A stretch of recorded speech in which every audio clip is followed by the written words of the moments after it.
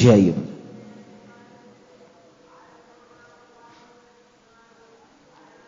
36వ వాక్యం నేను చదువుతాను. లూకా సువార్త 21:36. కాబట్టి మీరు జరగబో వీటినెల్లను తప్పించుకొని మనుష్య కుమారుని ఎదుట నిలబడుటకు శక్తి గలవారగునట్లుగా ఎల్లప్పుడూ ప్రార్థన చేయుచు మెలకువగా ఉండుడని చెప్పెను. ఆ వాక్యం మీద మరొకసారి మనసు పెట్టండి. మనుష్య కుమారుని ఎదుట నిలబడుటకు శక్తి గలవారగునట్లు. మీ బైబిల్లో ఉందా మాట? ఏముంది చెప్పండి ఒకసారి. శక్తి గలవారగునట్లు. కింద ఫుట్ నోట్లో ఉంటుంది చూడండి, ఏమనుంది? పాత్రులని ఎంచబడినట్లు. ఈరోజు ప్రసంగం టైటిల్ పాత్రులు అని పెట్టుకోండి. పాత్రులు. యేసుక్రీస్తు ఎదుట నిలబడుటకు మనము పాత్రులముగా మార్చబడాలి. ఇంకొక విషయం చెప్తాను, ఇంకొక రెఫరెన్స్ నోట్ చేసుకోండి. కొలస్సీ పత్రిక 1వ అధ్యాయం 12వ వాక్యంలో వ్రాయబడింది. అక్కడేమని రాయబడిందంటే, తేజోవాసులైన పరిశుద్ధుల స్వాస్థ్యములో పాలివారమగుటకు మనము పాత్రులము కావాలి. రెండవది,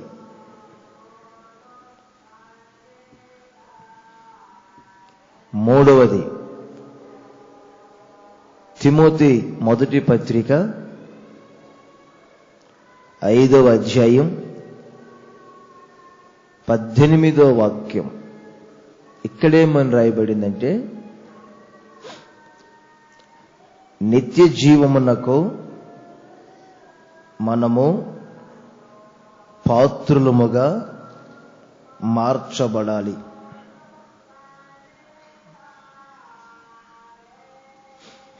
జీతానికి పాత్రులు.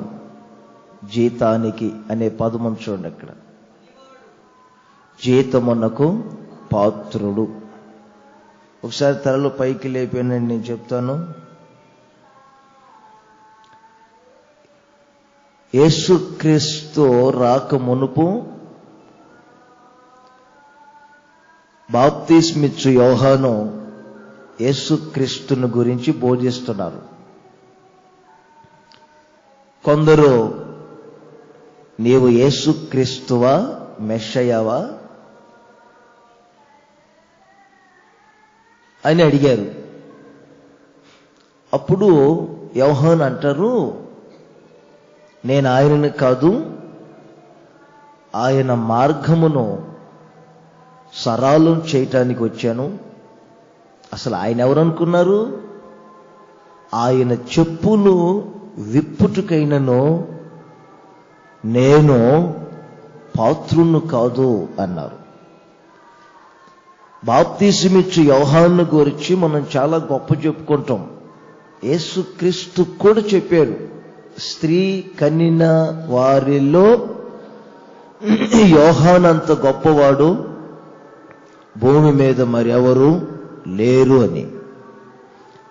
అంతటి భక్తుడైన యోహానే అంటారు, యేసుక్రీస్తు యొక్క కాళ్ళ చెప్పులు విప్పుటకైనను నేను పాత్రుడను కాదు అన్నారు.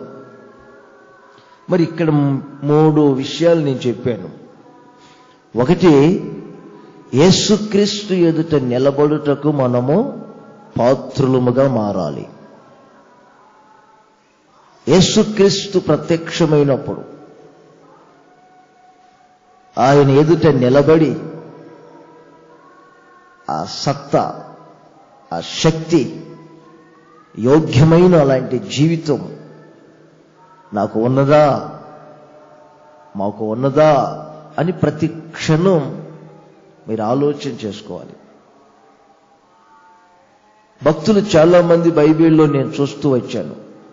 అక్కడక్కడ ఆయన ప్రత్యక్షమైనప్పుడు కొందరు నిలబడలేక పద్మాసు ద్వీపములో యోహానేమో బోర్లబడ్డాడు.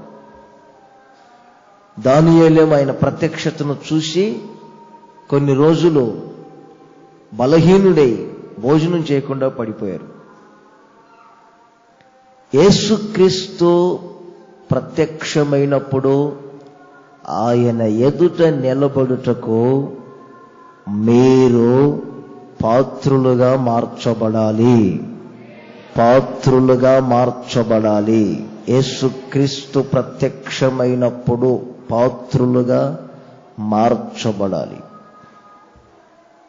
రెండవది, పరిశుద్ధుల స్వాస్థ్యం ఒకటి ఉంది.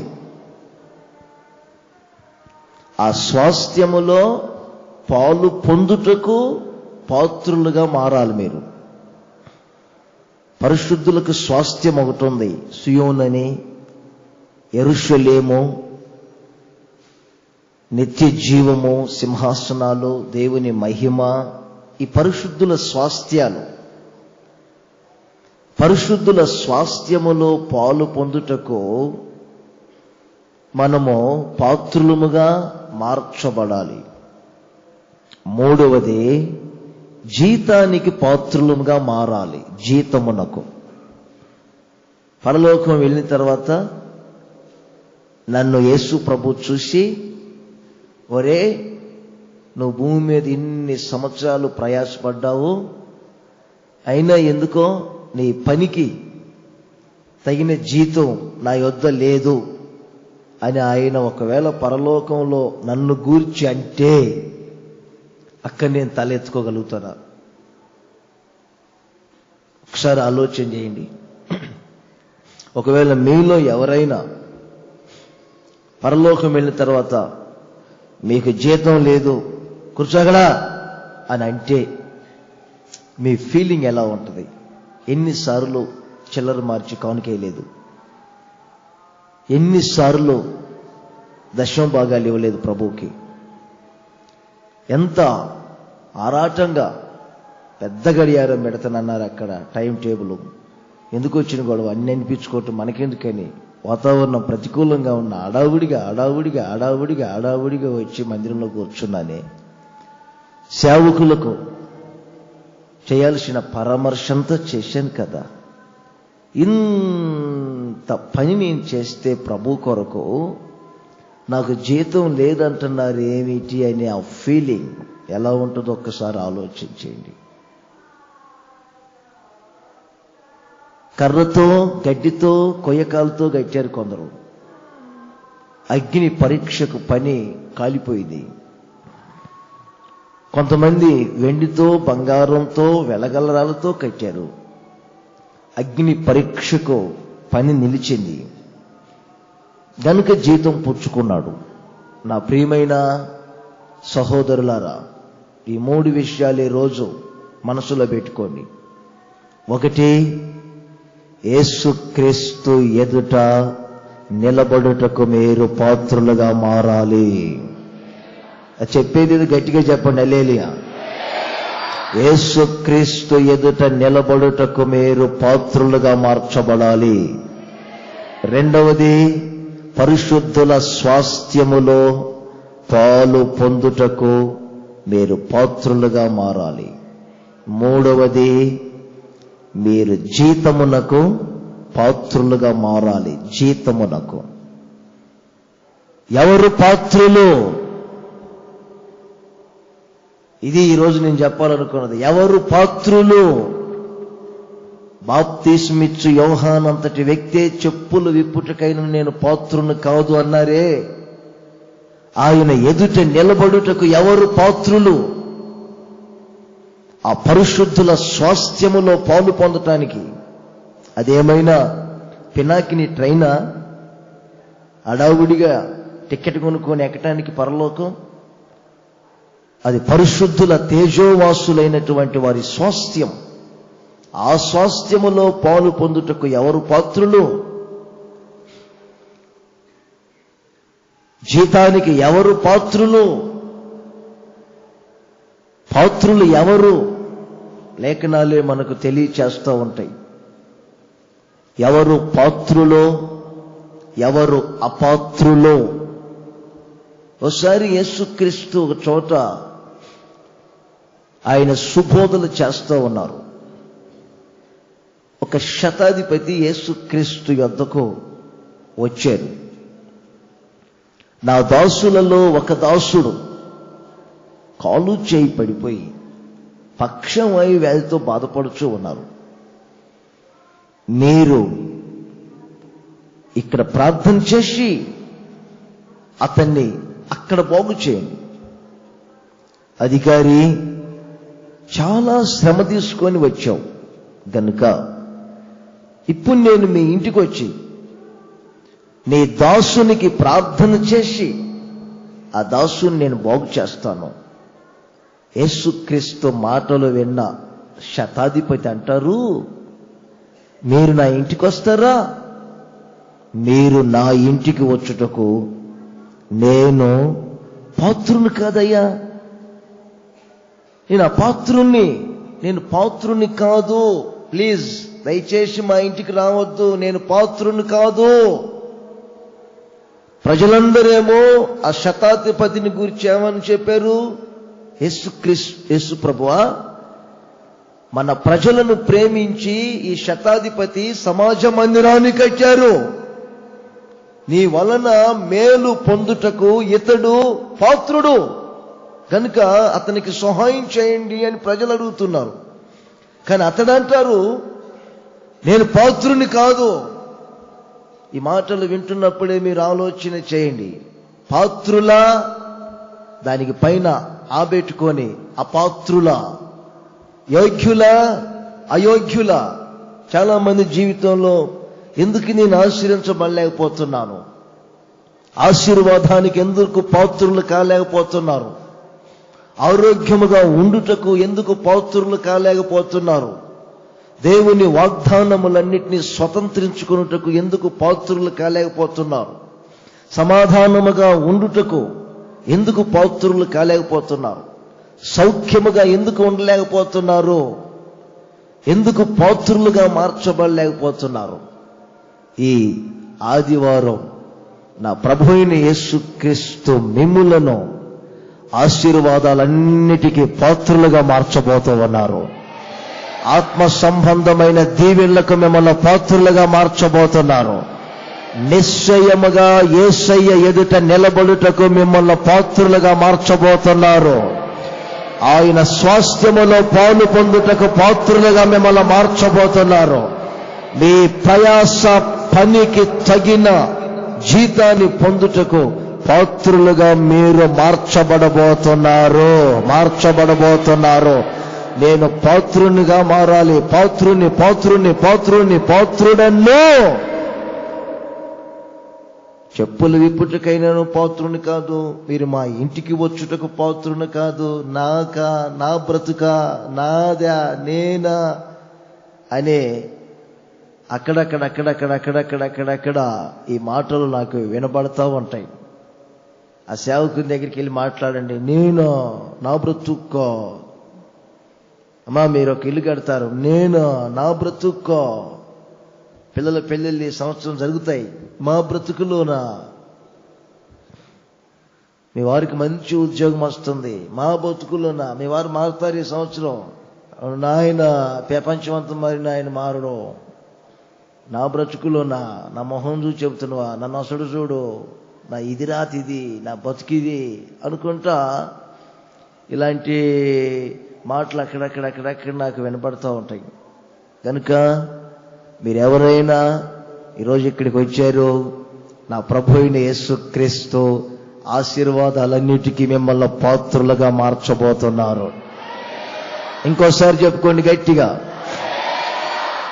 రాసుకున్నారా? ఇప్పుడు 3 విషయాలు. ఇప్పుడు కింద ఎవరు పాత్రులు అని రాసుకోండి. పేపర్లో వేయకపోయినా మీకు గుర్తైన ఉంటాయి కదా. ఎవరు పాత్రులు అని పెట్టుకోండి. ఒక వాక్యం చదివి వినిపిస్తాను. లూకా సువార్త 9వ అధ్యాయం. బైబిల్ మీదనే మీ ధ్యాస ఉండాలా. చెప్పి చెప్పక మునిపే తీయాలి.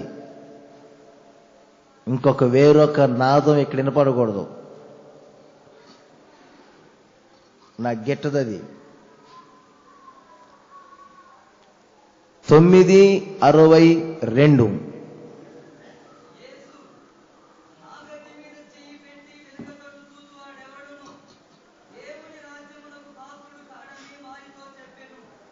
ఇప్పుడు ఈ వాక్యాన్ని మీరు చూడండి. పొలము దున్నుటకు నాగటి మీద ఒక వ్యక్తి చేయి పెట్టాడు. నాగటి మీద చేయి పెట్టిన వ్యక్తి వెనక తట్టు చూస్తే అతడు పాత్రుడో కాదు. నాగటి మీద చేయి పెట్టిన వ్యక్తి ముందు వైపే చూడాలి. వెనక తట్టు చూస్తే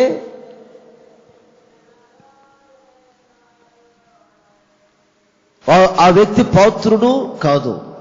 మీకు సంగతి చెప్తాను, బాగా వినండి. వెనక తట్టు చూచువారు, వెనకకు తిరిగిన వారు లిస్టు చెప్పమంటే నేను చెప్పాల్సిన అవసరంలా. అకారాది పట్టికలాగా మీరే చెప్తారు నాకు. ఏమని చెప్తారు? మొట్టమొదటిగా మీకు గుర్తొచ్చేది ఎవరు? లోతు భార్య అంటారు. లోతు భార్య వెనక తట్టు చూశారు, ఉప్పు స్తంభం అయిపోయిందని చెప్తారు. ఇక మీకు తేడా తెలుసు. ఓర్ప వెనక తట్టు చూసి వెళ్ళిపోయారు. లోతు భార్య వెనక తట్టు చూసి ఉప్పు స్తంభం అయిపోయారు. చాలా చాలా ఉన్నాయి మీకు తెలిసిన విషయాలు. అసలు వెనక తట్టు ఎందుకు ఒక వ్యక్తి చూస్తాడు? వెనక వైపు చూడటానికి గల కారణం ఏమిటి? నాగటి మీద చేయబెట్టిన వ్యక్తి వెనక తట్టు చూచే పరిస్థితులు ఎందుకు వస్తాయి? వెనక వైపు చూస్తే ఉప్పు స్తంభం కావచ్చు. వెనక వైపు చూస్తే నానా విధములైన అనర్థాలకు కుటుంబాలు గురి కావచ్చు. అసలు నాగటి మీద చేయబెట్టిన వ్యక్తి వెనక వైపు చూసేటటువంటి, వెనకకు తిరిగి వెనక వైపు చూసేటటువంటి ఈ మనస్సు ఎందుకు ఏర్పడుతుందో మీకు చెప్తా వినండి. అసలు నాగటి మీద చేయబెట్టిన వ్యక్తికి ఉండవలసినటువంటి ఆ మనస్సు ఏమిటో కొరింథీ మొదటి పత్రిక 9వ అధ్యాయం 10వ వాక్యములో దైవజనుడైన పౌలు చెప్తున్నారు. ఏమని? దున్నువాడు ఆశతో దున్నాలి. నేను చెప్తానులే, వినండి అయ్యా. నేను చదువుకుని వచ్చాను, వినండి చాలు. అదే చెప్తామంటే చదువుతాం, అందించడం నాకు ఇష్టం ఉండదులే. మీరు వినండి, నేను చెప్పినప్పుడు చదవండి. మీరు చూసుకోండి బైబిల్లో, అదంతా ఓల్డ్ టైపు. కిందకే పైకే ఇవన్నీ వద్దు, శుభ్రంగా రాసుకోండి. లేదంటే వినండి. దైవజనుడు పౌలు ఏం చెప్పారు? నాగటి మీద చేయబెట్టి పొలము దున్నుచున్నటువంటి ఒక వ్యక్తి ఎద్దులతో కళ్ళము త్రొక్కించే ఒక వ్యక్తి, ఈ ఇద్దరికి ఉండవలసినటువంటి ఒక చక్కని లక్షణం ఏమిటంటే పంటలో పాలు పొందుదును అనే ఆశతో దున్నాలి. పంటలో నేను పాలు పొందుదును అనే ఆశ ఈ నాగటి మీద చేయబెట్టిన వ్యక్తికి ఉన్నప్పుడే పొలము చక్కగా దున్నుకోగలుగుతాడు. విత్తనములు విత్తగలుగుతాడు. కలుపేమైనా ఉంటే తీసి పడవేయగలుగుతాడు. ఏ పశువులు రాకుండా పొలాన్ని కాచుకోగలుగుతారు. రాత్రి పగళ్ళు తన పొలాన్ని కాచుకుంటారు. మరి కాచుకోలేని వ్యక్తి ఎవరు?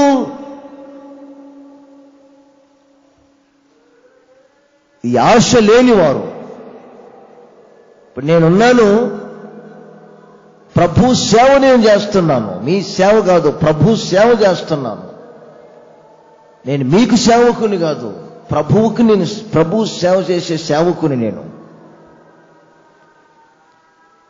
ప్రార్థన చేస్తున్నాను, నాకు ఒక ఆశ ఉండాలి. నేను ప్రసంగించుచున్నాను, నాకు ఒక ఆశ ఉండాలి. నేను ప్రయాసపడుచున్నాను, నాకు ఒక ఆశ ఉండాలి. నేను ఇప్పుడు నాగటి మీద చేయబెట్టాను. నాగటి మీద చేయబెట్టినటువంటి నాకు ఒక ఆశ ఉండాలి. దున్నుతున్న నాకు, సేద్యం చేస్తున్న నాకు, ఈ సేవ అనే వ్యవసాయం చేస్తున్నటువంటి నాకు ఒక ఆశ ఉండాలి. నేను నాగటి మీద చేయబెట్టి దున్నుచున్నాను, పంటలో నేను పాలు పొందుదును అనే ఆశ నాకు ఉండాలి. ఈ ఆశ లేనప్పుడే, ఆ గురి లేనప్పుడు ఒక వ్యక్తికి వేరొక గురిలోకి వెళ్ళిపోతాడు. అక్కడ ఒక ప్రబలమైన నష్టానికి గురి అవుతారు. ఈ ఆశ లేనప్పుడు ఆ మనిషికి నిరుత్సాహం వస్తుంది.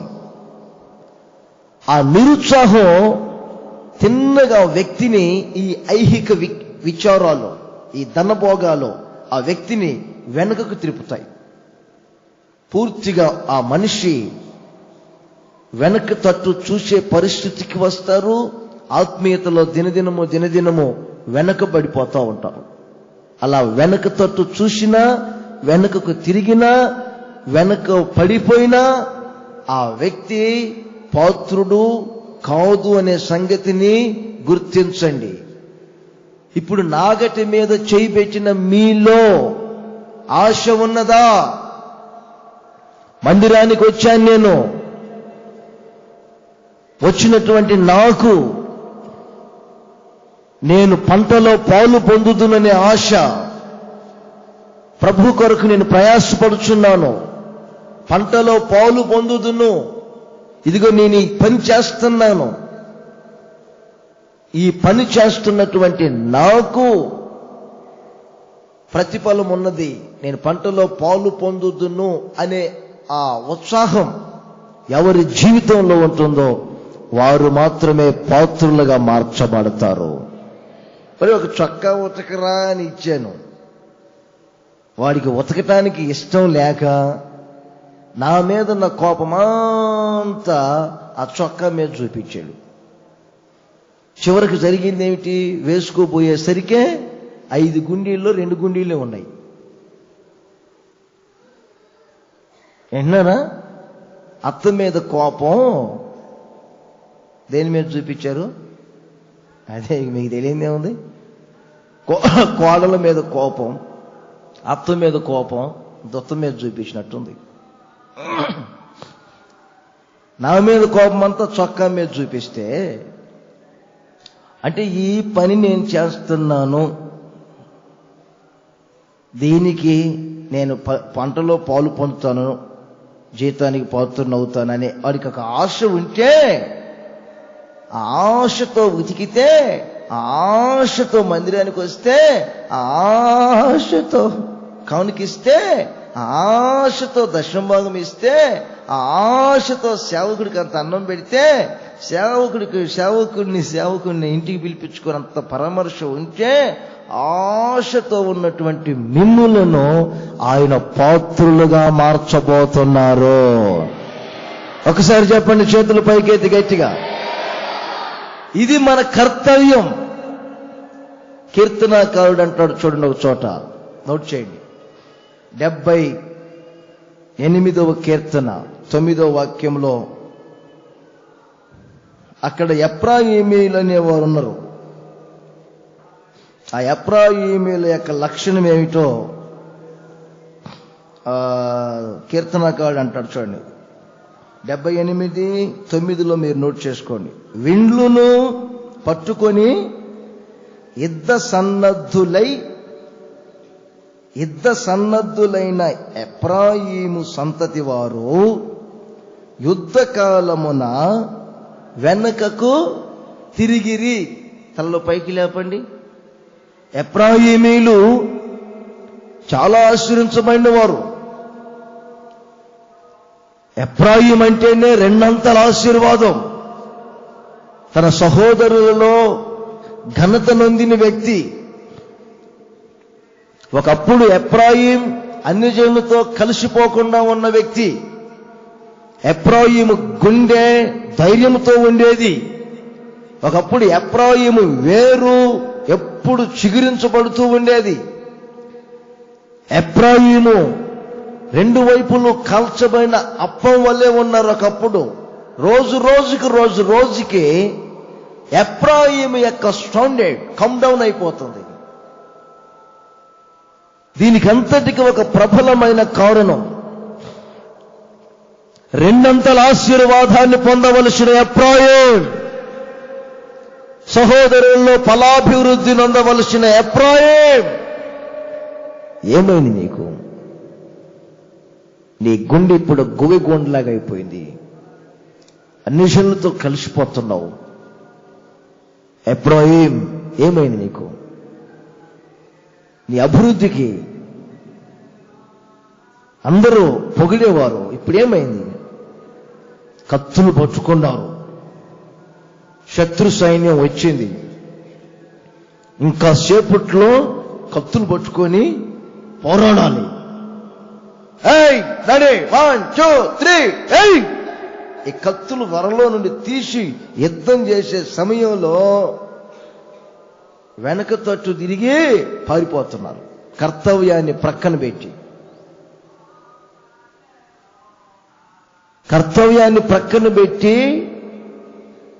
లక్ష్యాన్ని ప్రక్కన పెట్టి, ఏ వ్యక్తి అయితే లక్ష్యం మీద మనసు ఉండదో, ఏ వ్యక్తికైతే, మరొకసారి చెబుతున్నాను, తన కర్తవ్యం మీద ఒక గురి ఉండదో, ఆ వ్యక్తే వెనుకకు తిరిగే పరిస్థితులు వస్తాయి.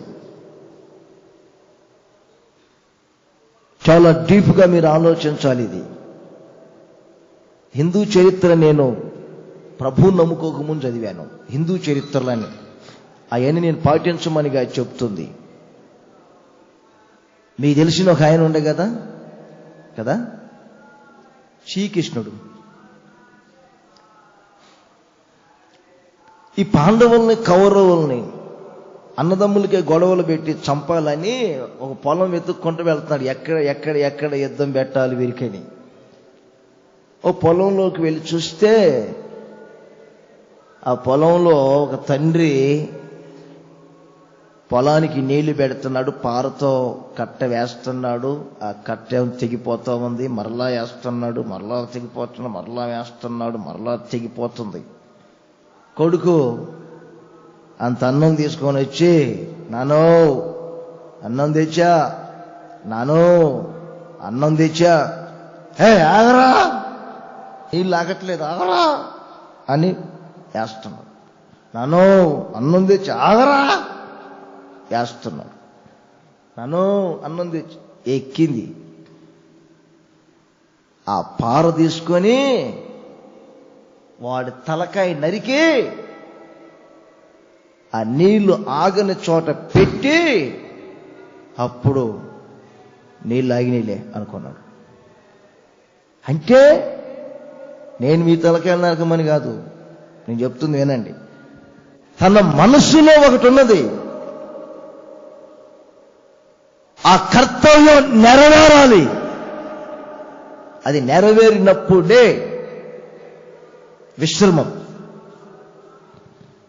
అవి మాదిరిగా తీసుకోవద్దు. మీరు జనరల్గా మీకు చెప్తున్నాను, మనము ఒక లక్ష్యాన్ని ముందు పెట్టుకున్నప్పుడు, మనం ఒక గురిలో వెళ్తున్నప్పుడు, మన కర్తవ్యం మనము నెరవేర్చేంత వరకు, మన లక్ష్యంలో మనం ముందుకు వెళ్ళేంత వరకు వెనక తట్టు చూసే పరిస్థితులు రావు. చెప్పండి గట్టిగా, చేతులు పైకి ఎత్తి గట్టిగా. ఇంకోసారి చెప్పండి గట్టిగా. ఇది ఎప్పుడైతే ఒక మనిషికి ఉండదో ఆ వ్యక్తే వెనకకు తిరుగుతాడు. ఇది లేనప్పుడు ఒక వ్యక్తి ఇటు తిరుగుతాడు. సంఖ్యాకాండం నోట్ చేయండి ఒక విషయాన్ని. 23వ అధ్యాయం 24వ వాక్యం. ఇశ్రాయేలును గురించి ఒక చక్కని మాట వ్రాయబడింది. సంఖ్యాకాండము 23వ అధ్యాయము 24వ వాక్యం. అక్కడ వ్రాయబడిన మాట ఏమిటి తెలుసండి? ఇదిగో వారు ఆడు సింహము వలె లేచుదురు, అది సింహము వలె మిక్కి, అది సింహము వలె మిక్కి నిలుచును, అది వేటను తిని చంపబడిన దాని రక్తము త్రాగు వరకు విశ్రమింపదు. తలలో పైకి లేపండి. పిల్లుల్లాగా, ఎలుకల్లాగా అందరూ పండుకున్నప్పుడు గిన్నెలు గదిలించేది కాదు సింహం. సింహం వేటకి ఎలా వస్తుందో మీకు చెప్తా వినండి. అదే అందరూ పండుకున్న తర్వాత వచ్చి గిన్నెల గదిలించదు.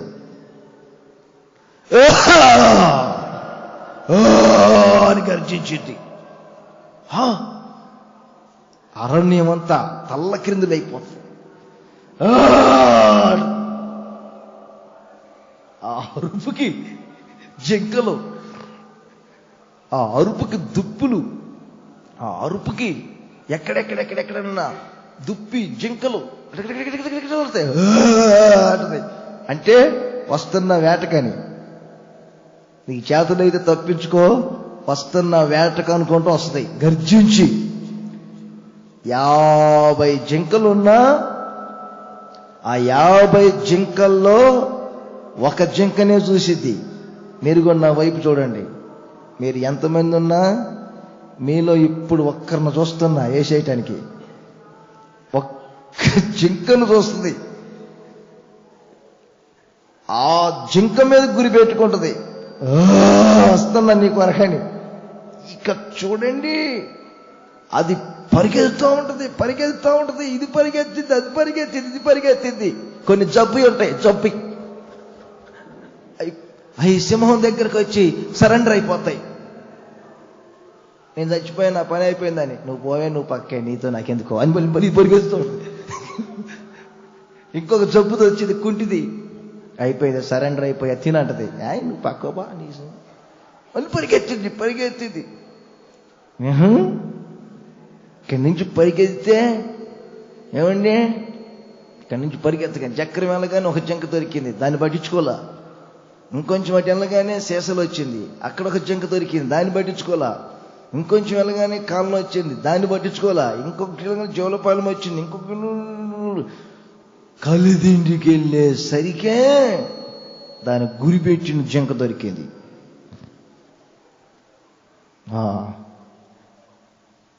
ఈ మధ్యలో 4 జింకలు దొరికినాయి కదా, తినొచ్చు కదా. తిందో. తనకి ఏది గురి పెట్టుకున్నదో ఆ గురిలోనికి వెళ్తుంది. వేటాడిన దానిని చంపి దాని రక్తము త్రాగు వరకు అది విశ్రమింపదు. అంటే మన కర్తవ్యం మనము నెరవేర్చుకునేంత వరకు మనము విశ్రమింపకూడదు. చెప్పండి గట్టిగా అందరూ. చెప్పాలి గట్టిగా హల్లెలూయా. ఇది ఒక పోరాటం. మనమంతా వెళ్తున్నాం. మనకు ఒక గురి ఉన్నది. ఇశ్రాయేలు గురించి కూడా వ్రాయబడింది. వారు కోరుకున్న రేవునకు వారు వెళ్ళారు. వారు ఏ రేవు కోరుకున్నారో ఆ రేవుకే వెళ్ళారు. మనకు ఒక గురి ఉన్నది. ఆ గురిలోనే మనం వెళ్ళాలి. నేను ప్రభునందు ప్రయాసపడుచున్నాను. నాగటి మీద నేను చేపెట్టాను. నేను నిత్య సియోనులో ఉండబోతున్నాను. నేను జీతమునకు పాత్రుడుగా మార్చబడబోతున్నాను. హల్లెలూయా. నేను యేసుక్రీస్తు ఎదుట నిలబడబోతున్నాను. ఎప్పుడైతే ఈ ఆశ ఉంటుందో, ఆ ఆశ ఉన్నటువంటి వ్యక్తులు వెనకకు తిరిగే పరిస్థితులు రావు.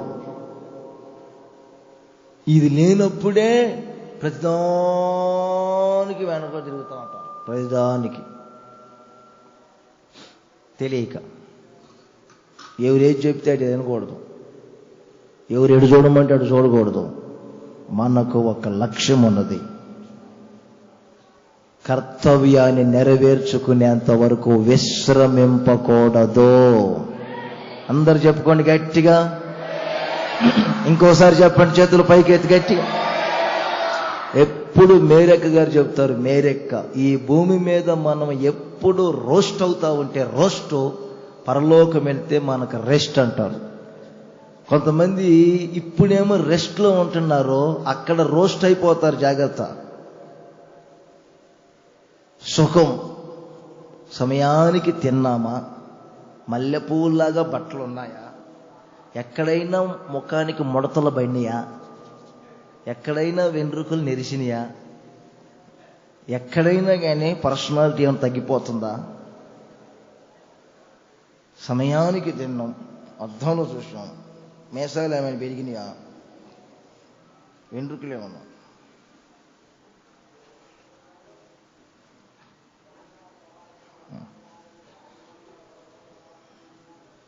చూశారండి? ఒకసారి నేను ప్యాంట్ వేసుకుని వస్తే శ్వాస అంతా నవ్వుతున్నారు. ఎందుకు నవ్వారా అని నేను చూస్తున్నా. ప్యాంట్ వేసుకుని వస్తే ఈ ఐరన్ ఇటిడి చేయలా. ఆ దరిద్రుడు తెలియక పిల్లోడు ఇటిడి చేశాడు. ఇటు ఫోల్ అయి ఉంది. నేను వస్తా ఉంటే ఇటు ఫోల్ అయి ఉంది. అది వాడికేం తెలవాల పిల్లోడికి. అంటే ఆ ప్యాంట్ ఎలా ఉందో అర్థం కాని పరిస్థితి, వేసుకున్న బట్టలు ఎలా ఉన్నాయో అర్థం కాని పరిస్థితి.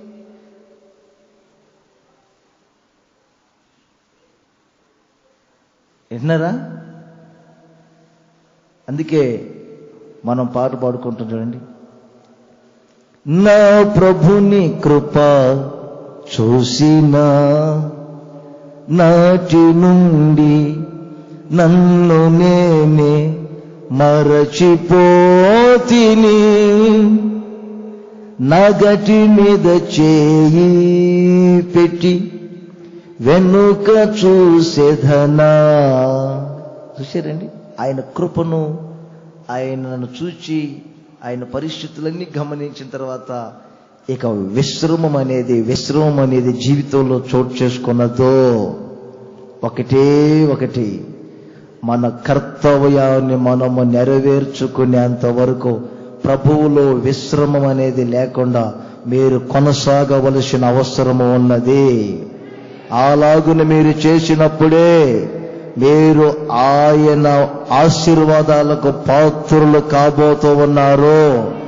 ఈరోజు మీరు పాత్రులు కాబోతున్నారు. సాక్షాత్తు మీరు దేవుని రాజ్యానికే పాత్రులు కాబోతున్నారు. యేసుక్రీస్తు ఎదుట నిలబడుటకు పాత్రులు కాబోతున్నారు. తేజోవాసులైన పరిశుద్ధుల స్వాస్థ్యములో పాలు పొందుటకు పాత్రులుగా నా దేవుడు మిమ్మల్ని మార్చునుగాక. మీ ప్రయాస పనికి తగిన జీతానికి మీరు పాత్రులుగా మార్చబడబోతున్నారు. నా ప్రభు మిమ్మల్ని ఆ విధముగా ఆశీర్వదించునుగాక. మరొకసారి చెప్పుకొని గట్టిగా అందరూ, ఇంకోసారి చెప్పుకొని గట్టిగా. ఎప్పుడు నేను ఒక మాట చెప్తూ ఉంటా, అదేంటంటే వినండి.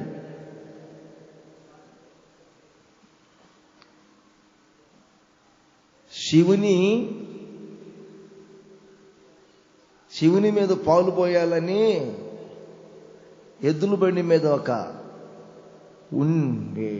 ఒక కొండ పెట్టి బానా ఈ వీధుల వాళ్ళందరూ పాలు పోయిండో శివుని తల మీద పోయాలు అని చెప్పి పోయించుకుంటారు.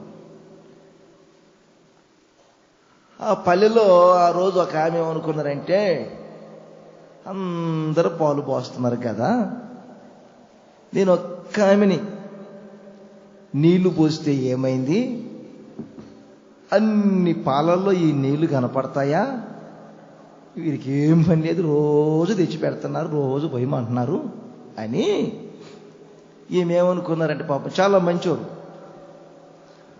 ఆ రోజు ఆ ఎద్దుల బండి ఎక్కి పాలు పోయకుండా నీళ్లు పోశారు. ఆ ప్రేరేపణ ఒక్క ఆమెకు వచ్చినా బాగుండవు. రోజు ఆ వీధిలో ఉన్న 10 కుటుంబాలకు అదే ప్రేరేపణ వచ్చింది. నేను ఒక్క ఆమెను నీళ్లు పోస్తే, నేను ఒక్క ఆమెను నీళ్లు పోస్తే, నేను ఒక్కరిని నీళ్లు పోస్తే ఏమైందిలని ఆ వీధిలో ఉన్న వాళ్ళందరూ ఆ రోజు నీళ్ళే పోశారు. పాలు ఎవరు పోయినా తీరా అందులో వెళ్ళి అక్కడ పోస్తుంటే పాలు లేవు అని నీళ్ళే. ఆ సామెతకు వచ్చిద్దేం చూడండి, పరలోకం వెళ్తే రేపు జాగ్రత్త పడండి. ఆ సామెతకు వచ్చిద్దేం చూడండి, భూమి మీద సాగిపోవచ్చు మనకి. రేపు అక్కడికి వెళ్తే పరిస్థితి కొంచెం ఆలోచన చేయండి. ఆ సామెత తెచ్చుకోవద్దు. అక్కడికి వెళ్ళిన తర్వాత ఏమీ లేదు నీకు జీతం, అవతలకి వెళ్ళు అంటే పరిస్థితి ఏమిటి? ఆయన ఎదుటి నిలబడకపోతే పరిస్థితి ఏమిటి? ఆ స్వాస్థ్యములో అర్హులం కాకపోతే పరిస్థితి ఏమిటి? పంటలో పాలు పొందుదుననే ఆశతో పరిచర్య చేస్తున్నారా? పంటలో పాలు పొందుదుమనే ఆశతో మీరు దేవుని కొరకు ప్రయాసపడుచున్నారా? పంటలో పాలు పొందుదుమనే ఆశతో దేవుని సన్నిధికి వస్తున్నారా? ఒక్కసారి మిమ్మల్ని మీరు జాగ్రత్త పరుచుకుంటే ఈరోజు మిమ్మల్ని నా ప్రభువైన యేసుక్రీస్తు పాత్రులుగా మార్చబోతున్నారు. అపాత్రులైనటువంటి వ్యక్తులుగా ఎవరైనా ఉన్నా యేసయ్య రక్తం ఈరోజు మిమ్మల్ని శుద్ధీకరించబోతుంది. పరిశుద్ధాత్ముడు మిమ్మల్ని పాత్రులుగా మార్చబోతున్నారు. ప్రతి లోపాన్ని యేసు రక్తము చేత శుద్ధీకరించబోతున్నారు.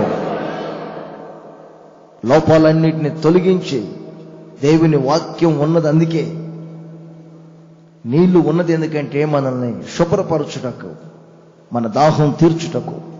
దేవుని వాక్యం ఉన్నది ఎందుకు? మిమ్మల్ని సరిచేయటానికి. ఏదైనా లోపాలుంటే శుద్ధీకరించుకోవటానికి. ఆరాధనలో ఊరికి చప్పట్లు కొట్టి ఒక పాట పాడి చేయి పెట్టించుకొని వెళ్ళటానికి కాదు వచ్చింది. మీరు వచ్చింది దేవుని వాక్యము చేత కడగబడాలి, శుద్ధీకరించుకోవాలి ఏదైనా లోపాలు ఉంటే. రెండవది, ఆ దేవుని వాక్యం చేత మీ దాహం తీర్చుకోవాలి. ఈ 2 క్రియలు మీ జీవితంలో జరిగినప్పుడే మీరు వచ్చిన ఫలితం ఉంటుంది. మరొక విషయం చెప్తాను, నోట్ చేసుకోండి అందరూ. మత్తయి సువార్త 10వ అధ్యాయం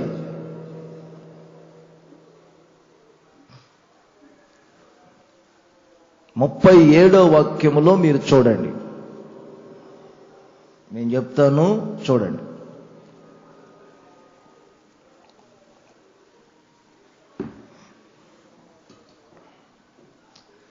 ఈ వాక్యములో ఏమని రాయబడి తెలుసా?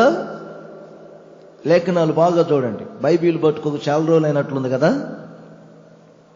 కొంతమందికి బైబిల్ పట్టుకొని రోజు వాక్యం చదివే ఆ అభ్యాసం కూడా పోతుంది.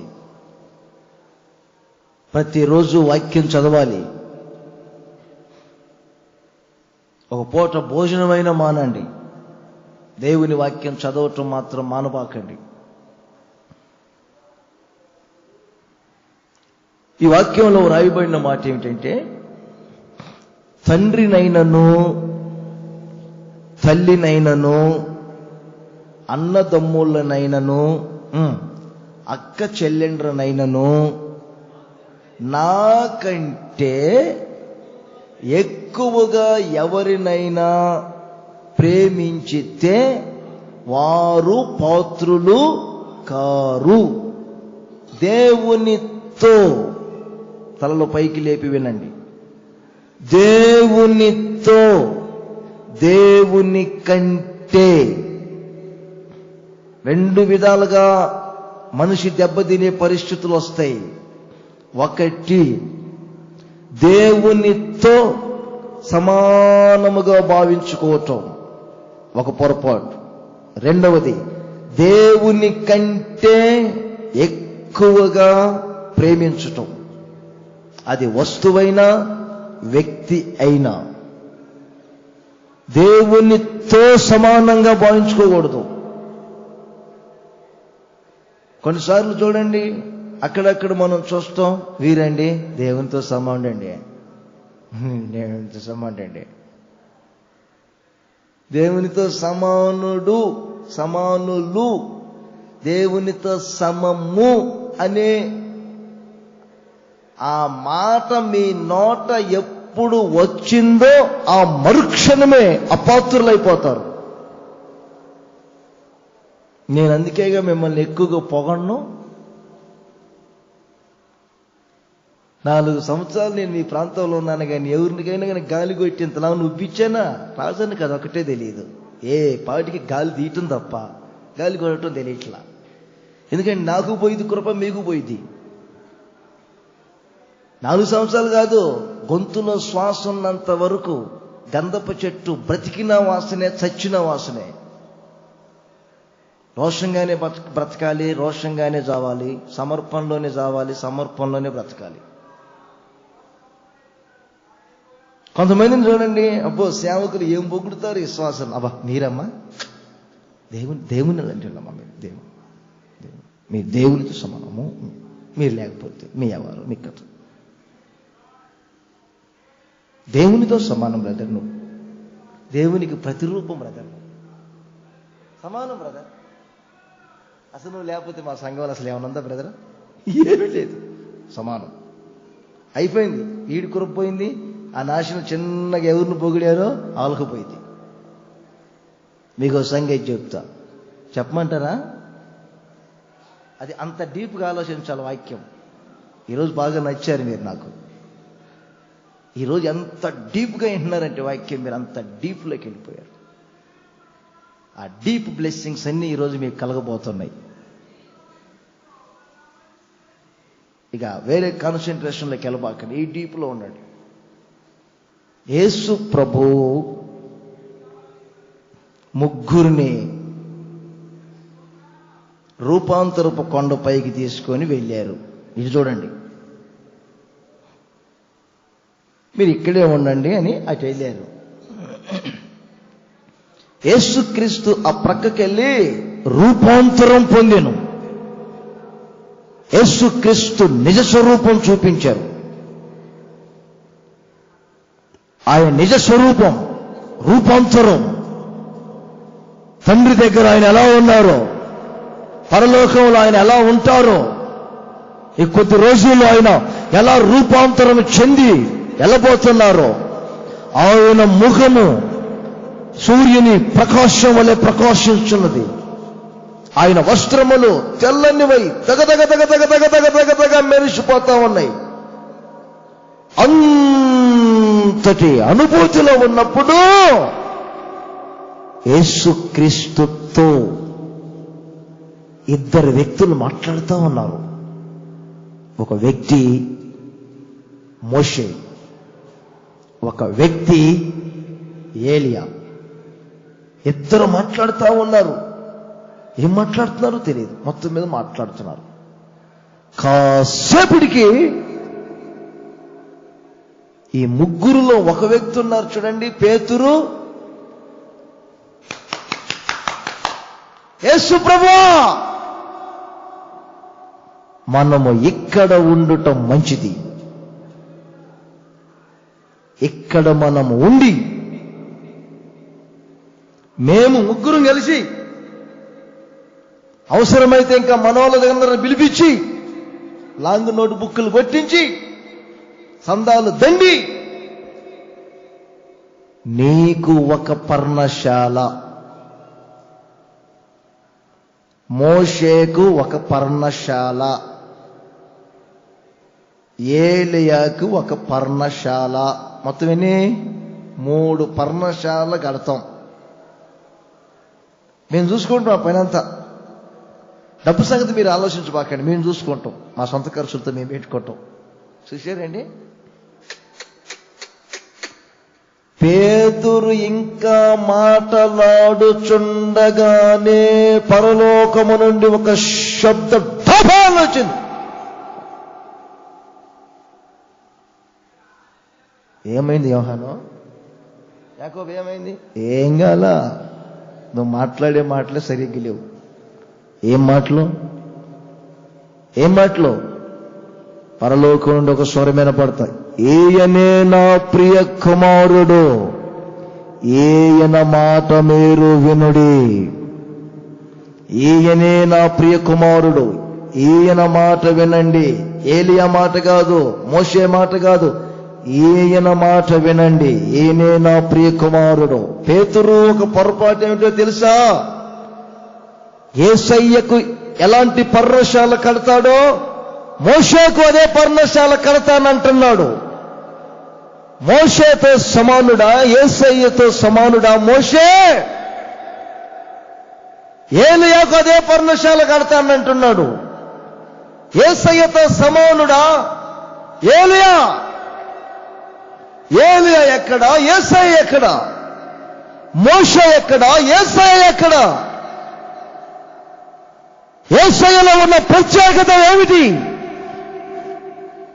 యేసయ్య రక్షకుడు, రక్తము కార్చిన దేవుడు, నిత్య జీవాన్ని ఇచ్చిన దేవుడు, భూమి ఆకాశములను సృజించిన దేవుడు, సృష్టికర్త అయిన దేవుడు, మన బ్రతుకులను బ్రతుకులుగా మార్చిన దేవుడు, మనకు మానవత్వాన్ని కలిగించిన దేవుడు, మనల్ని మనుషులుగా మార్చిన దేవుడు. సమాజంలో ఈ రోజున మనం విలువగా ఉన్నామంటే యేసయ్య, యేసయ్య, యేసయ్య, యేసయ్య.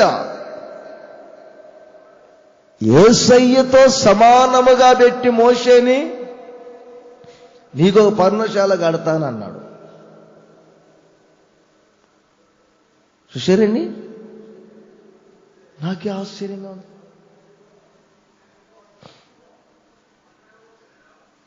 సమానుడా?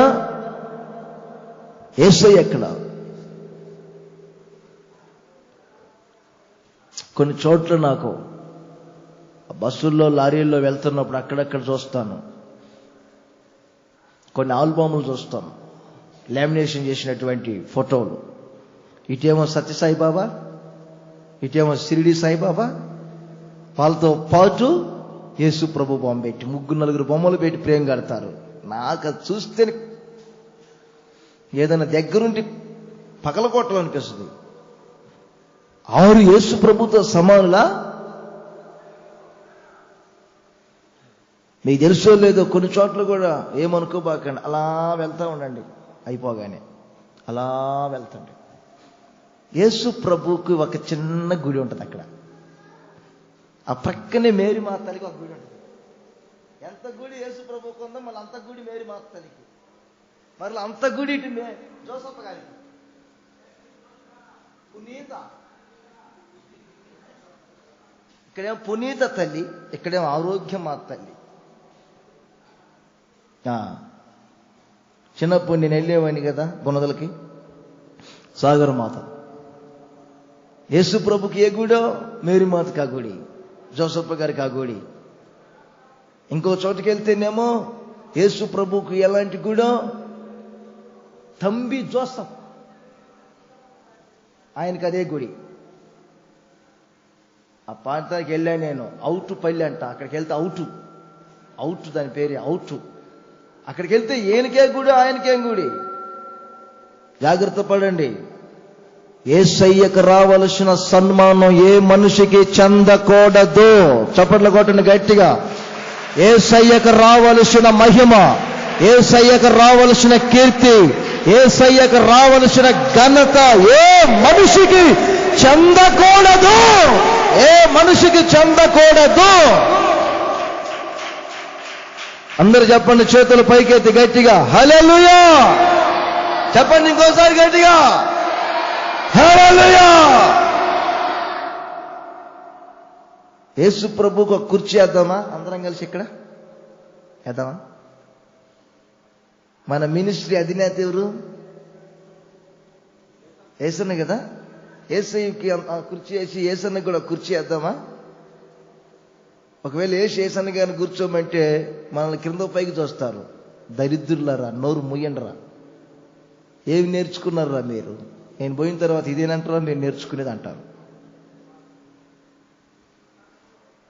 ఆయనతో సమానం అంటారా? నేను నాకు కుర్చీ వేస్తున్నారు. ఆయనకే కుర్చీ వేశారు, నాకే కుర్చీ వేస్తున్నారే. మరి వాళ్ళు వేసారు కదండి, వాళ్ళు వేశారుగా. వాళ్ళు వేస్తే వాళ్ళు తెలియకేశారు, మీరు తెలిసేస్తున్నారేంటి? నేను ఆ రోజుల్లో ఉన్నట్టయితే పేతురు మీద ఎగబడేవాడిని. పేతురు జాగ్రత్త పడు, యేసయ్యతో సమానమా? ఆయనకి ఎవ్వరూ సాటి రారు. ఆయనతో ఎవ్వరూ సమానము కాదు. మరొకసారి చెప్పుకోండి, చేతుల పైకెత్తి గట్టిగా. ఇంకోసారి చెప్పుకోండి గట్టిగా.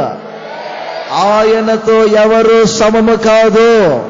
ఆయనకు ఎవరు సాటి కాదు కాదు కాదు కాదు. ఆయనకు నచ్చనిది ఒకటే. చిన్న అబద్ధమాడి యేసయ్యా అంటే పోనీలే నా బిడ్డ అంటాడు, జాలి ఎక్కువ.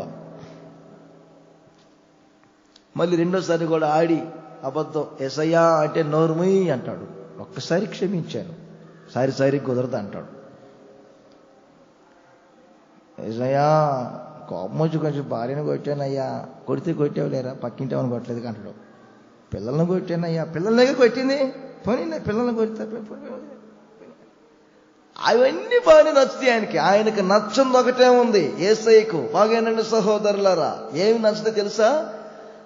ఆయనకు చెందవలసిన మహిమను నీ ఇంట్లో ఉన్న భార్యకి నీ పిల్లలకి ఇచ్చావంటే మాత్రం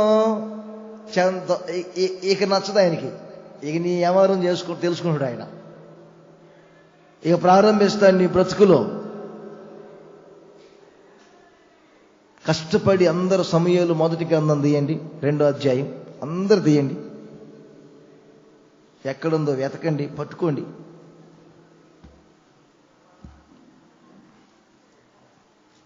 పట్టారా?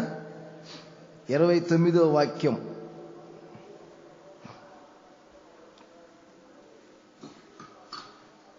పాత నిబంధనలో ఇంకొక ఆయన ఉన్నాడు, ఏలి.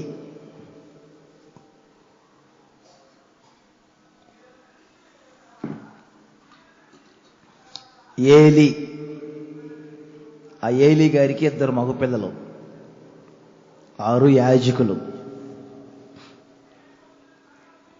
ఏలి ఆహా, ఇటు చూడండి రే. ఏలి తన కుమారులను చూసుకుంటే, 2 కుమారులను చూసుకొని అనుకుంటాడు, నా కుమారులు టాలెంట్. ఎవరైనా వచ్చి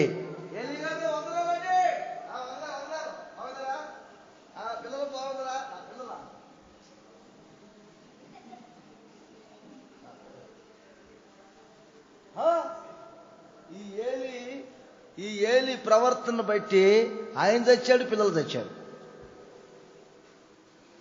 29లో ఆఖరి మాట చదవండి. దేవుడు ఏలీతో ఒక మాట అన్నారు, బాగా వినండి. అందరు తీశారా?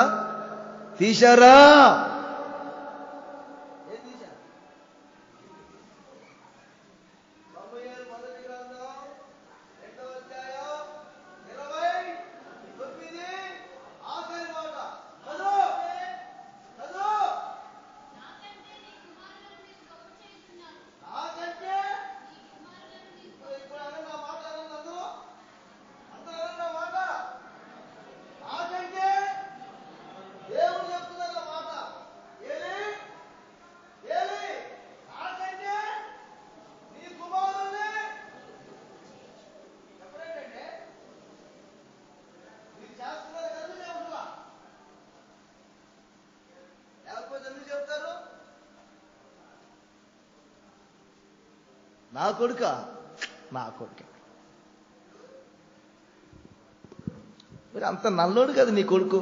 నల్లోడైతే కాకి పిల్ల కాకి ముద్దన్నట్టు నా కొడుకు.